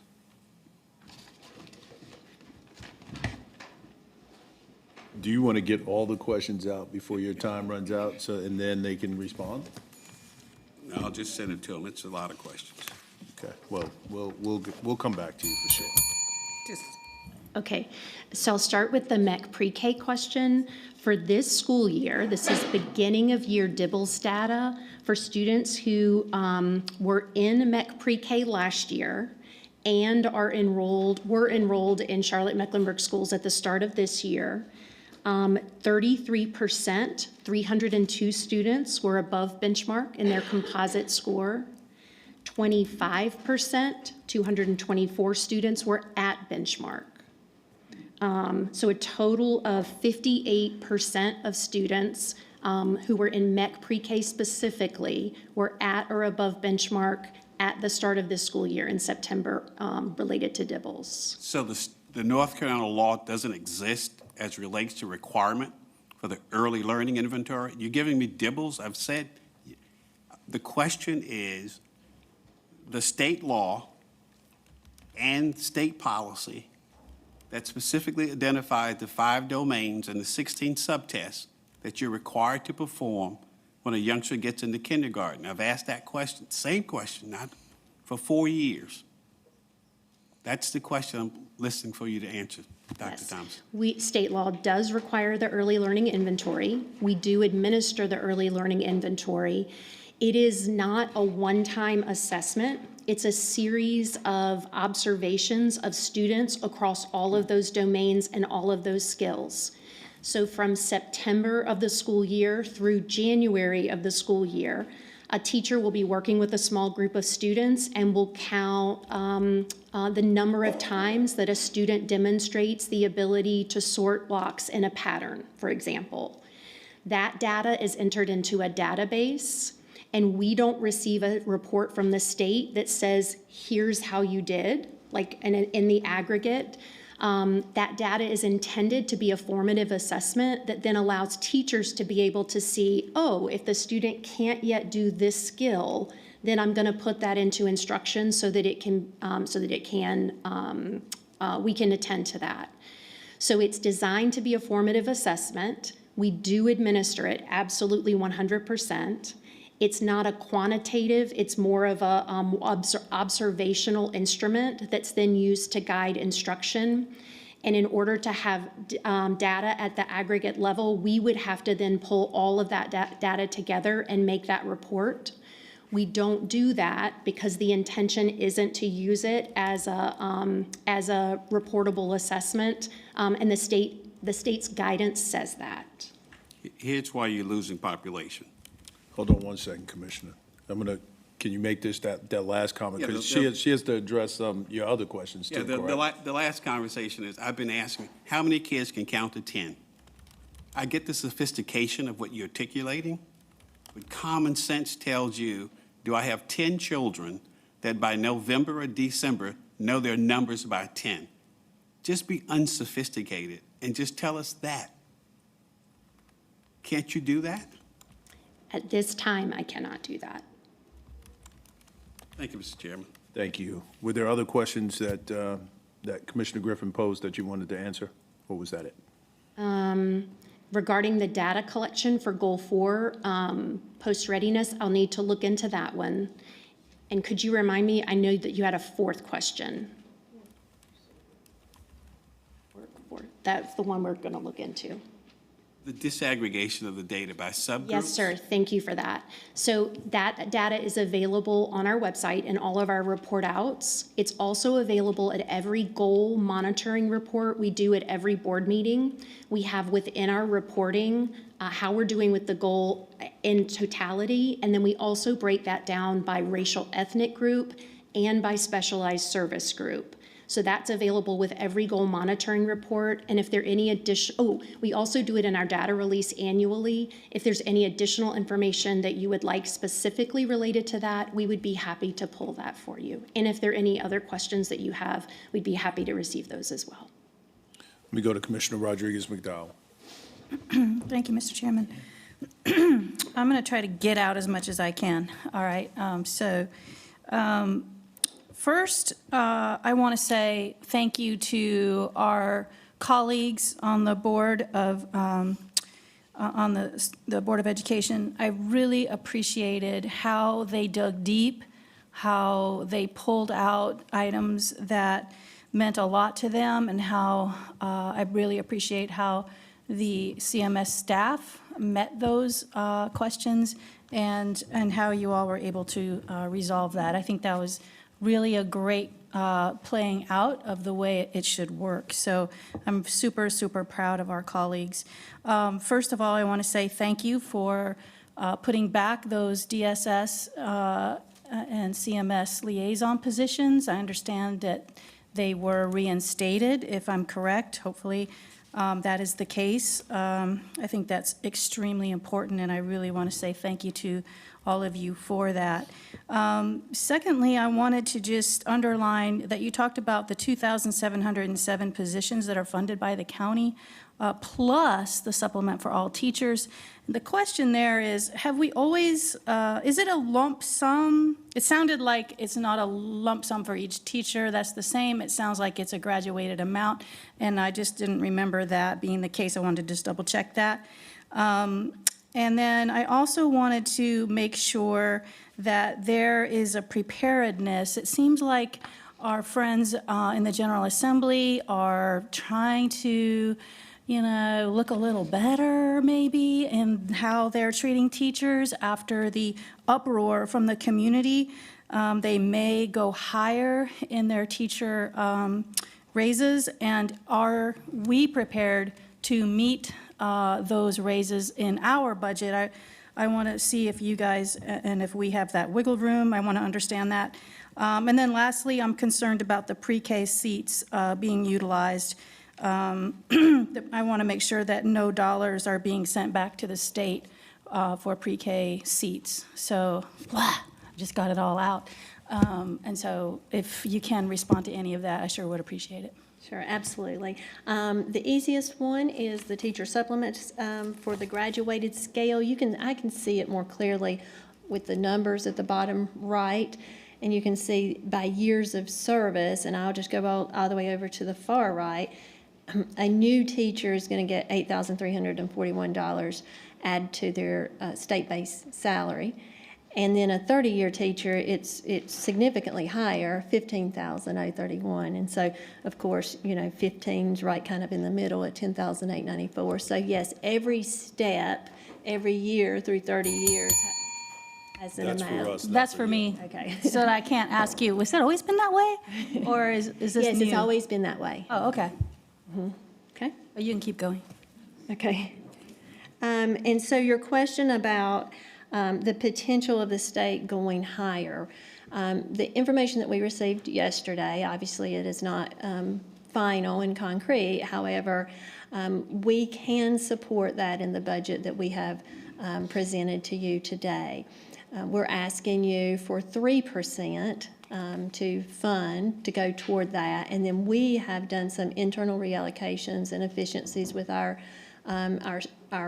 local funds, the funds that you just redirects to support the additional increase. And so the way that works is we're talking about our teachers being 8%, but we also know that our staff is split pretty equally We have about 18,000 staff members, about 9,000 are non-certified, and about 9,000 are licensed. So the 3% is about for half of our employees, and the 8% is for about the other half. So when you put all that math together, you're somewhere around 5.5% and 6%. We can cover in our budget 6% for all combined without having to do additional cuts. We're prepared for that. Okay. And then Dr. Pre-K? Botnight. Okay. In our pre-K program, we're at about a 95% fill rate for this current school year. So we are doing really well, and it continues to improve every year with our fill rate for seats. Can't hear you. Speak in the mic, please. I'm sorry. Our fill rate for pre-K is about 95%, and so we continue to increase that every year. So we're doing much better every year, increasing the number of seats being filled. Can you specifically let us know if any money is being returned to the state? Go ahead, Cal. I think the way that that works is you just don't draw it. So we draw money down for the students that are in seats. So there's available money that's not being drawn down? That's right. That's right. Okay, I'd love to know that figure if you have that at some point. Okay, we can get it for you. Thank you, Mr. Chairman. All right, thank you. Commissioner Leak. Let me first say thank you so much for being here today with us as you have come to talk with us about your budget. You know I'm concerned about K-8, concerned that the facilities are not amenable for our children who are in the 8th grade, but I'm sure that can be worked out. Teach for America. How many Teach for America do we have on staff? You may not know right now to tell me. And if they're teaching, or are they in administrative positions?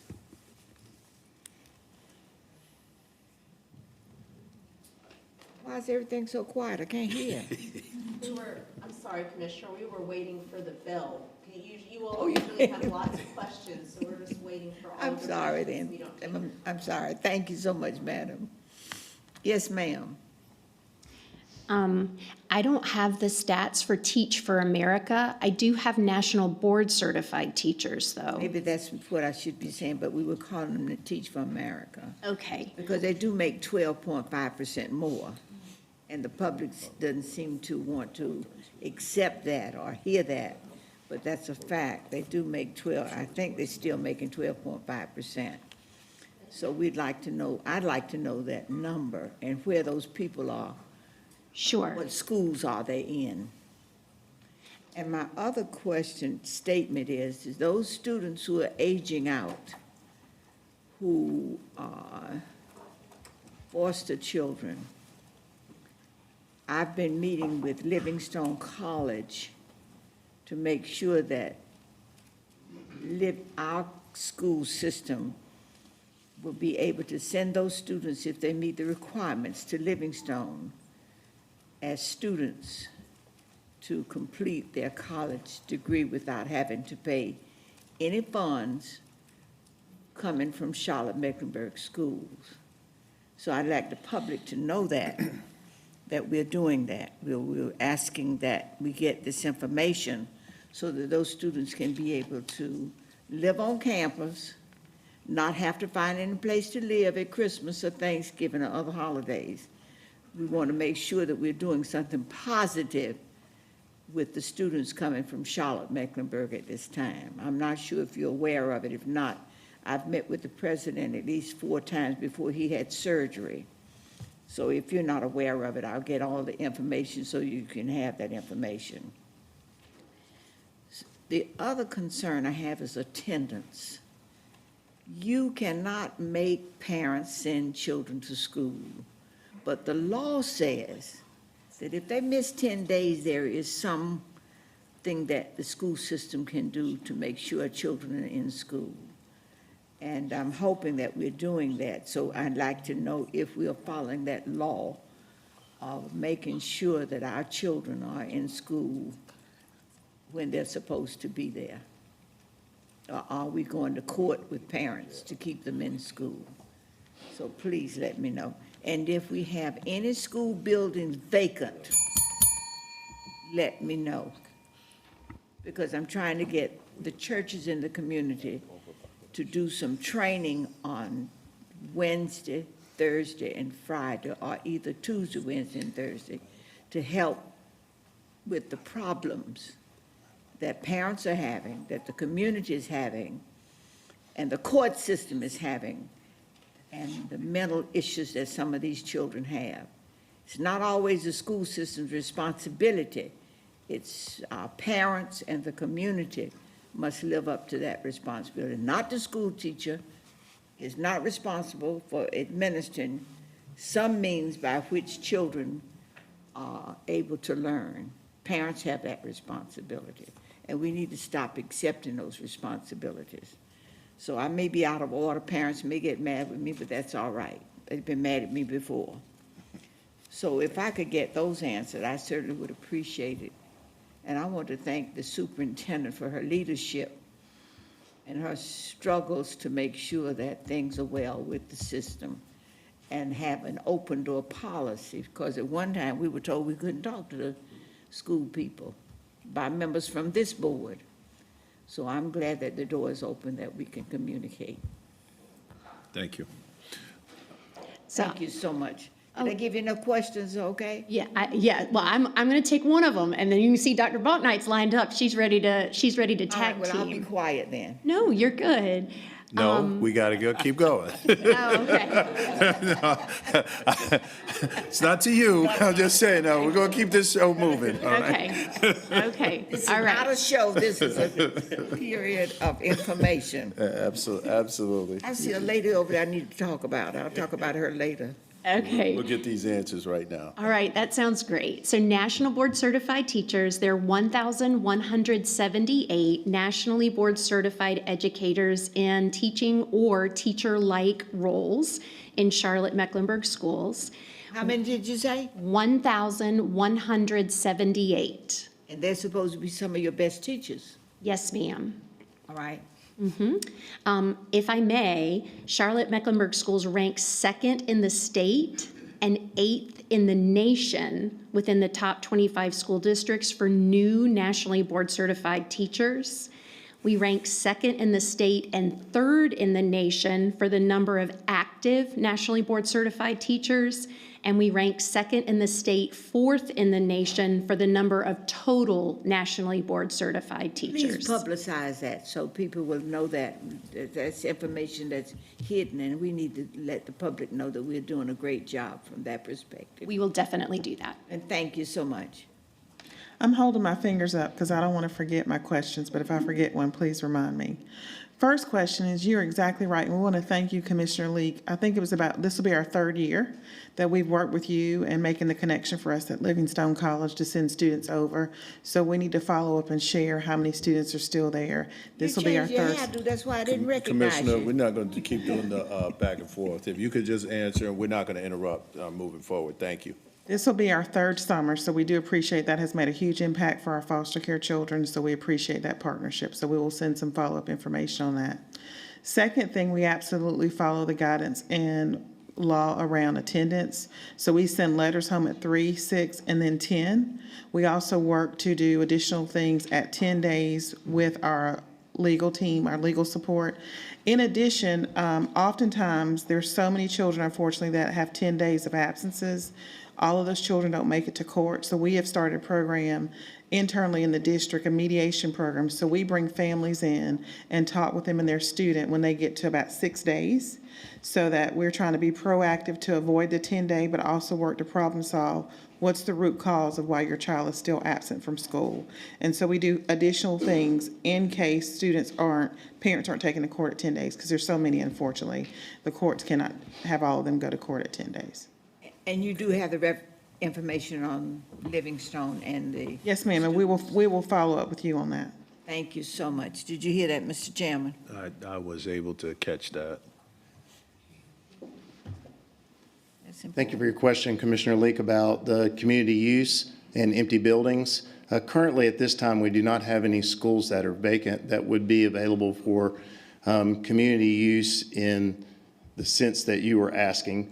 But we do have availability that we could work with any organization to see if we have any space across the school district that would do that. Depends on if it's an after-school event that they would need it. Then we may have an existing structure that may have school during the day but available in the afternoon. So we'll be glad to provide you the information about how to go about getting them in contact with our community use. And your name, sir? I'm Tim Ivey. I'm the Chief Operations Officer. Thank you. We're going to move on to Commissioner Meyer. Thank you. Thank you very much. First, I want to say congratulations to CMS, Dr. Hill, your whole team, all the work you've put into it. I want to thank teachers and teacher assistants, all school staff for getting the job done. I'm really impressed. Yes. From teachers to front office to custodial staff and cafeteria staff, it takes a team. I've been there, and thank you for everything. I also want to thank our school board for your work. Thank you so much. I have so much respect for you for basically saying, we want more information, we want to understand it. I appreciate it. I appreciate what you did, all of you. So if I could, for the public's sake, can you explain what the Leandro decision, how that has affected CMS specifically? And then is it the end of the road? Is there more to come? Is it going to go through the court systems, or what's the word on that? Case was heard when we were on board. That's correct. Don't all jump up at once.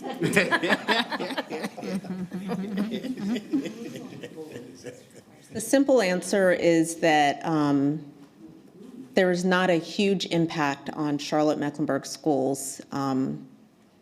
Basically, the case, the whole idea that students are entitled to a free and appropriate public education and that the state is required to fund that, basically, the most recent ruling is that that's not for the courts to decide. So nothing has really changed. As we know, that case has been a really old case. And the case was really about rural school districts, but of course it's applicable to all students in North Carolina. So that's it. That's the end of the road. No more.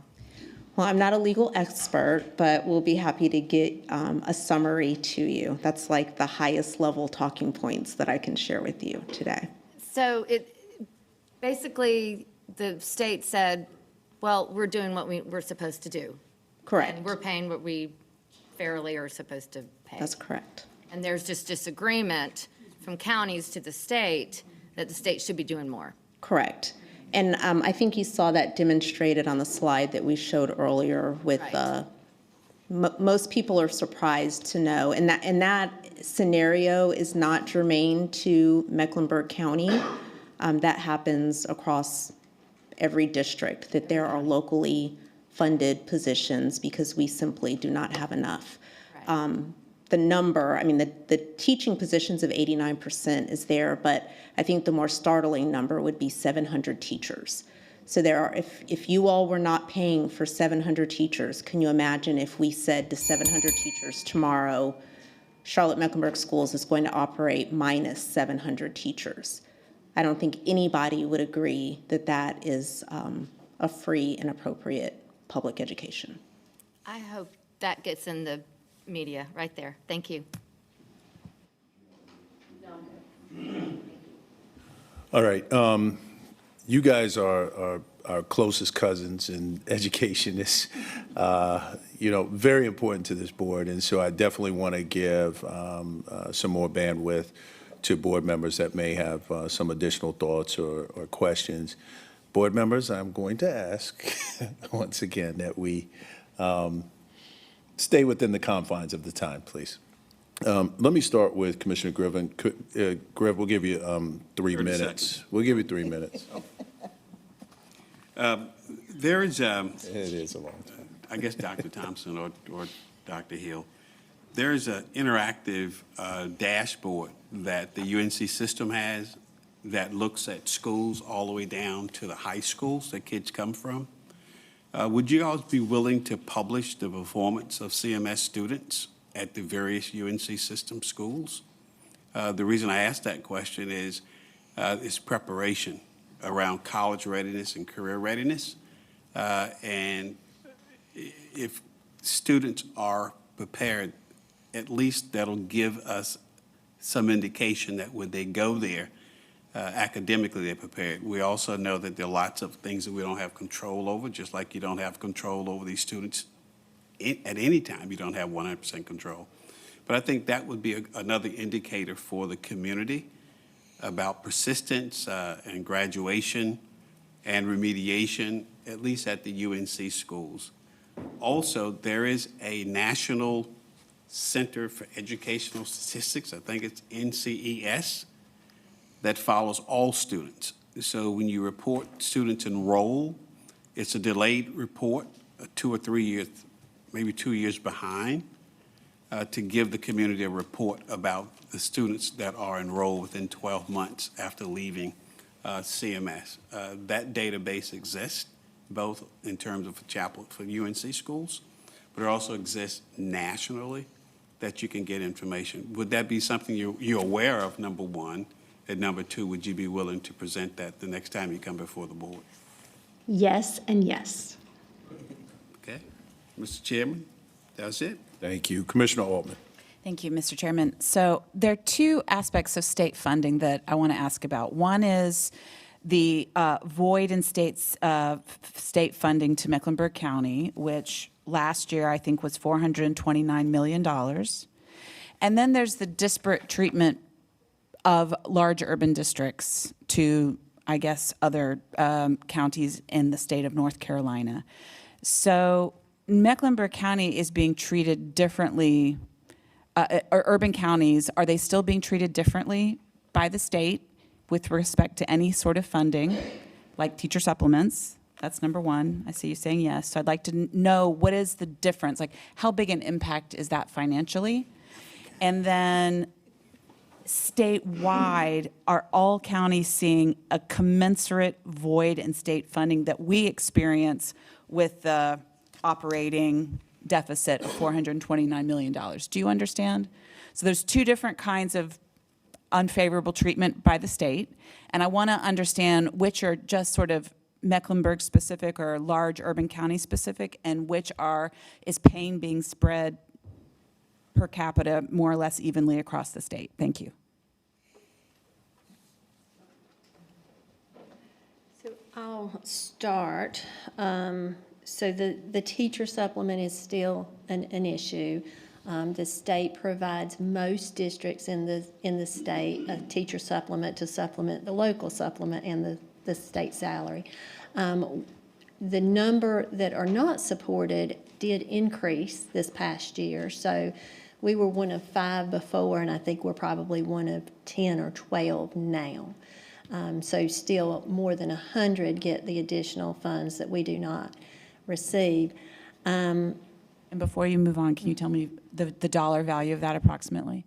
So there's a formula associated with that, so it's really kind of hard to put a number on it. But neighboring districts are getting, $3 million or so, and so you would assume, Charlotte's generally 5 times larger than most of the districts around us, so you would think that that would be a significant number, depending on how the formula is written, and it's written specifically to leave us out. Okay. So there's that one.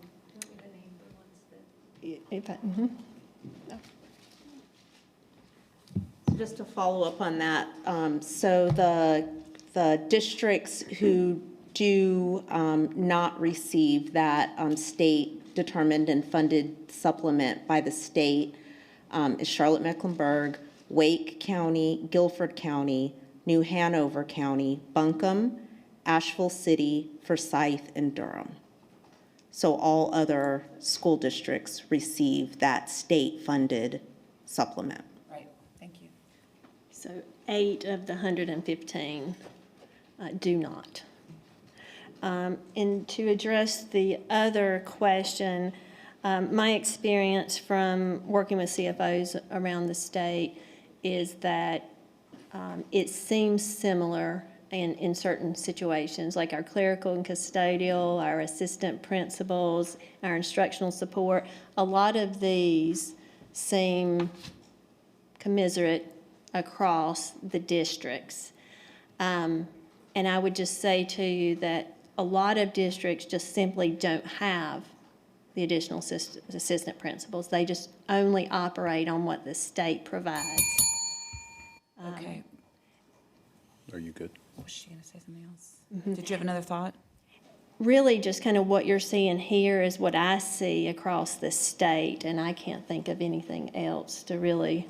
Okay, so I just, would make the observation, unless you can speak to it, how is it that across the state on a bipartisan basis, urban versus rural, it's tenable, I understand why the people in the General Assembly I don't understand, but I recognize the political realities of them not having the lens for Mecklenburg County, but what about their own districts? I mean, their own schools are in a commensurate way suffering the same way we are? Yeah, so Commissioner Altman, I'll just tell you my sense. Somebody on our team recently said, we make things, what did they say? Make things look too easy.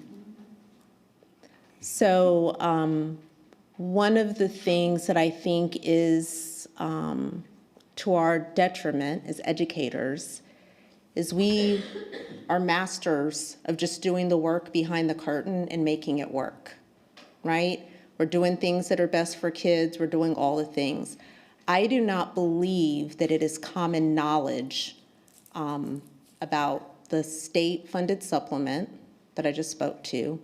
And I do not believe that it's common knowledge the number of staff that counties fund. I don't think that we as educators do a good job talking about that publicly. And I'm not quite sure that we do a great job communicating that with our boards of county commissioners.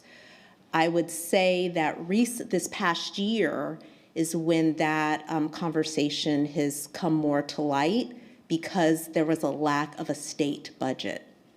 So what started happening is when the state had not passed a budget and there was discussion about increasing salaries, which everyone wants that to happen, there became an immediate concern about how we're going to fund these salaries in absence of the state budget. What are we going to do about our locally funded people? So when the conversation started happening about those locally funded positions, how are we going to cover it? There was, oh, that was weird. Okay now, oh, sorry. So when that conversation began to happen, I believe there was a broader light on what's happening. And so there are clear examples around the state where you see you see where districts are really struggling and having to lay off high numbers of employees suddenly. They're having to go to their commissioners and ask for one-time funds in order to make payroll. I think what is happening now because of our ESSER dollars going away, our federal funds not having that carryover, birth rates shrinking. I mean, I think there was only maybe 10 districts across the state that did not see a level of some declining enrollment. All of those things now are coming to head, which I think is causing people to have these conversations. But what we know to be true is that county commissions across our great state of North Carolina have been overly supplementing what the state is required to do, and that just has not been said in plain language. That's right. Which is why I call this the money slide. I think this is the worst kept secret that we have not publicly shared of the reality of what's happening in our schools every single day. Thank you. Commissioner Meyer. Thank you.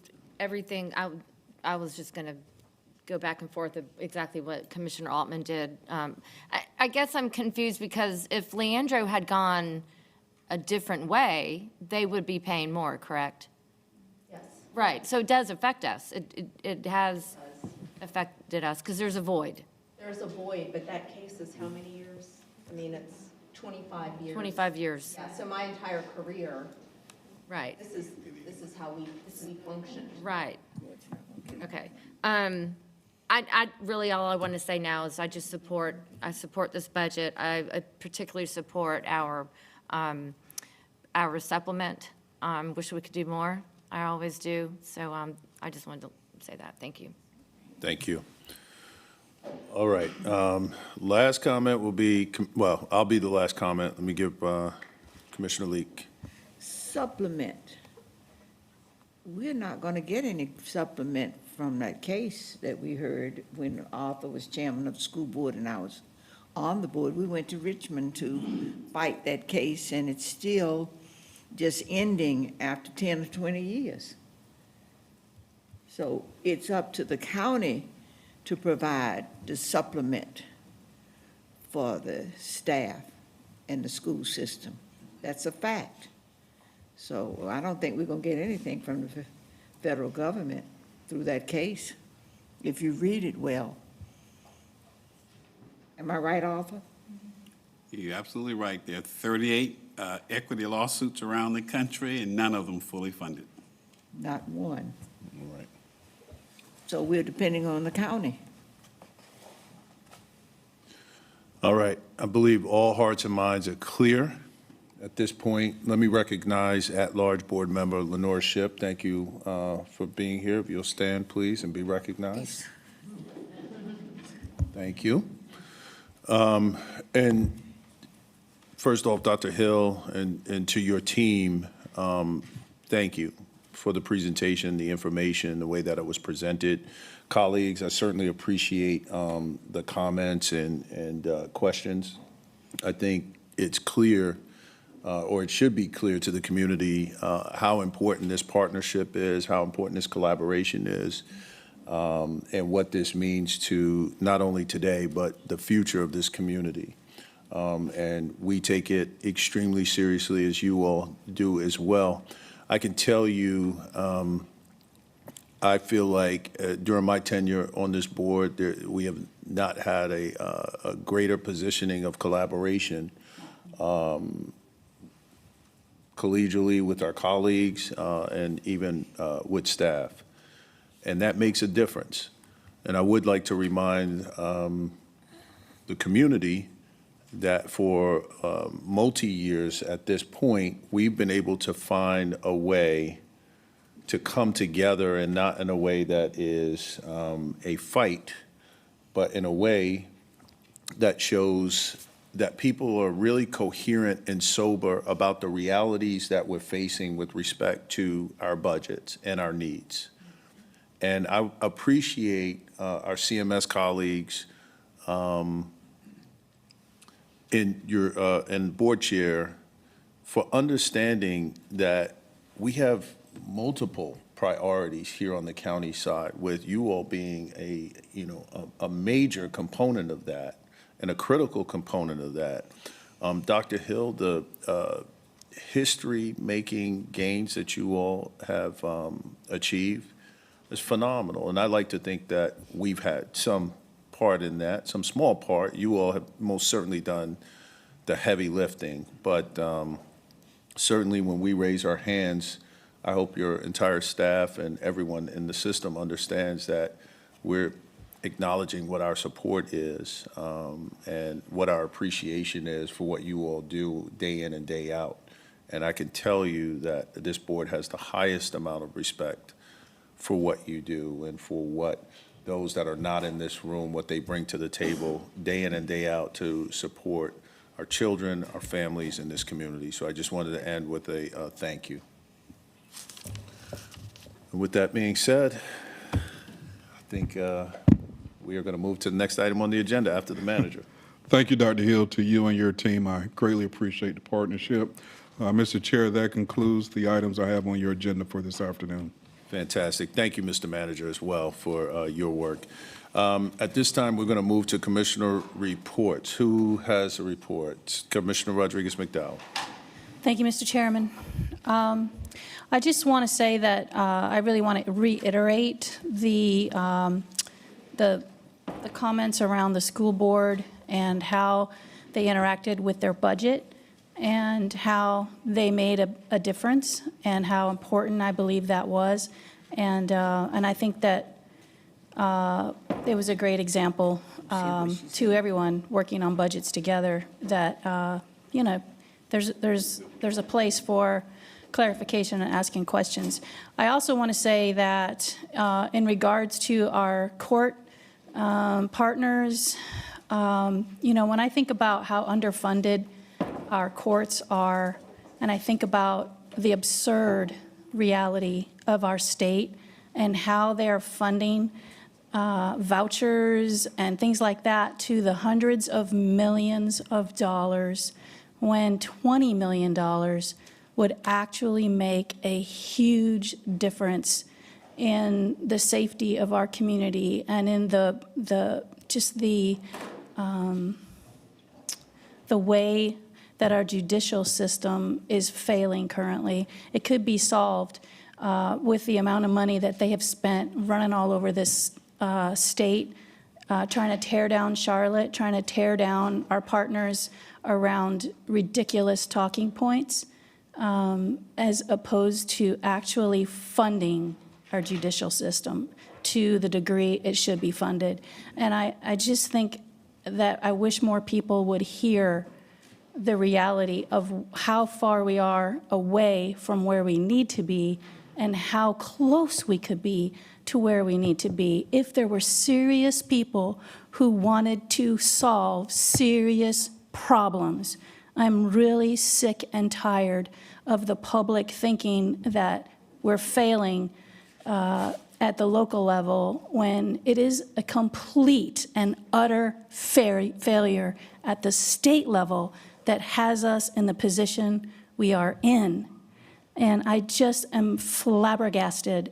And this day is the day every year where I am the most frustrated as a commissioner when I think about the shortfall of funding for our partners that we all know are extremely important. And we see the importance, and it's like we just can't get there with this General Assembly. And so I'm just really wanting to express frustration around that. And so thank you for, you know, Mr. County Manager, I appreciate the struggle that you must have in presenting your budget tomorrow. I'm going to be interested to see how you're able to reconcile any of this. But I think that we have a huge challenge on our hands, all because of the General Assembly. Thank you. Thank you. Commissioner Leek. Let me piggyback on what was just said as it relates to the success and change of attitudes and positions as we have moved across this month, not this month, but this year. I want to thank the manager as well and the lawyer for keeping us out of trouble legally with what decisions we've made. And I want to thank our manager and our chairperson. It's a heavy responsibility when you have the role of being chairperson, if you're going to be the right kind of chairperson and not cater to given people rather than looking at 9 of us as a part of the whole. So today we were able to get through the school board, we were able to get through the CPCC, and we were able to get through other areas of concern and talk about them readily. So I want to thank you publicly, Mr. Chairman, for being fair. I thought you were fair at one point, but then I turned on you after a while. Because you began to ring the bell on me and stop me from talking and let other folk talk. But that's all right. So I say to each of you here today, and especially to our staff, we have the best staff in the country when it comes to administrative personnel, Mr. Chairman. Mm-hmm. And I'm not saying this here, I say it everywhere I go. And we have to say thank you for your time, your energy, and helping us to make the right decisions at the right time. So thank you, Mr. Chairman, again for your leadership and helping us to get through these periods when some of us have become almost unspeakable to each other. And that's a fact. So I thank you for your leadership. Couldn't do without it. So I wanted to say it publicly, and I hope that the minutes will reflect this, because it's in the minutes. You recorded it. Thank you. So when I'm dead and gone, you can read it. Thank you. Commissioner Griffin. Just want to say, and Mr. Chair, you feeling some of that love that I felt on the school board with this colleague that sits between us. Say that again. We don't even speak to each other. Anyway, real quickly, Commissioner Leek was asking me about Leandro.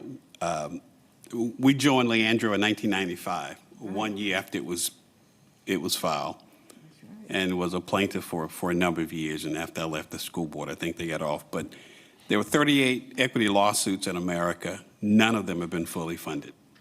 None. That's right. I grew up in North Carolina, and I can tell you public education has never been fully funded in this state. Yeah. And we've got to strictly advocate. You've got to fight for as much funding as you can get from these institutions as you can. And I'm not saying give up. Always fight for what you feel is just and fair. But at the same time, I don't think you can give up on excellence at any level of whatever you have in terms, whether it's school or anything else. Money certainly counts, but let's utilize the funds that you do have in the best interest for our residents of Mecklenburg County, and especially for the children of Mecklenburg County. Thank you, Mr. Chairman. Thank you. Two items very quickly. The first one, I am very excited. Tomorrow will be the first budget that we receive, budget presentation that we receive from our new manager and his executive team. So I'm really excited about that. And so I want everybody to tune in at 11. And then Commissioner Meyer, through her leadership in Intergovernmental Relations Committee, will be having an important discussion at 1 o'clock around transit. A transit discussion will be here in room 280. So encourage everyone to attend or tune in via Zoom. And with that, I'll entertain a motion to adjourn. So moved. Moved and seconded. All those in favor say aye. Aye. Meeting adjourned. Thank you. All righty.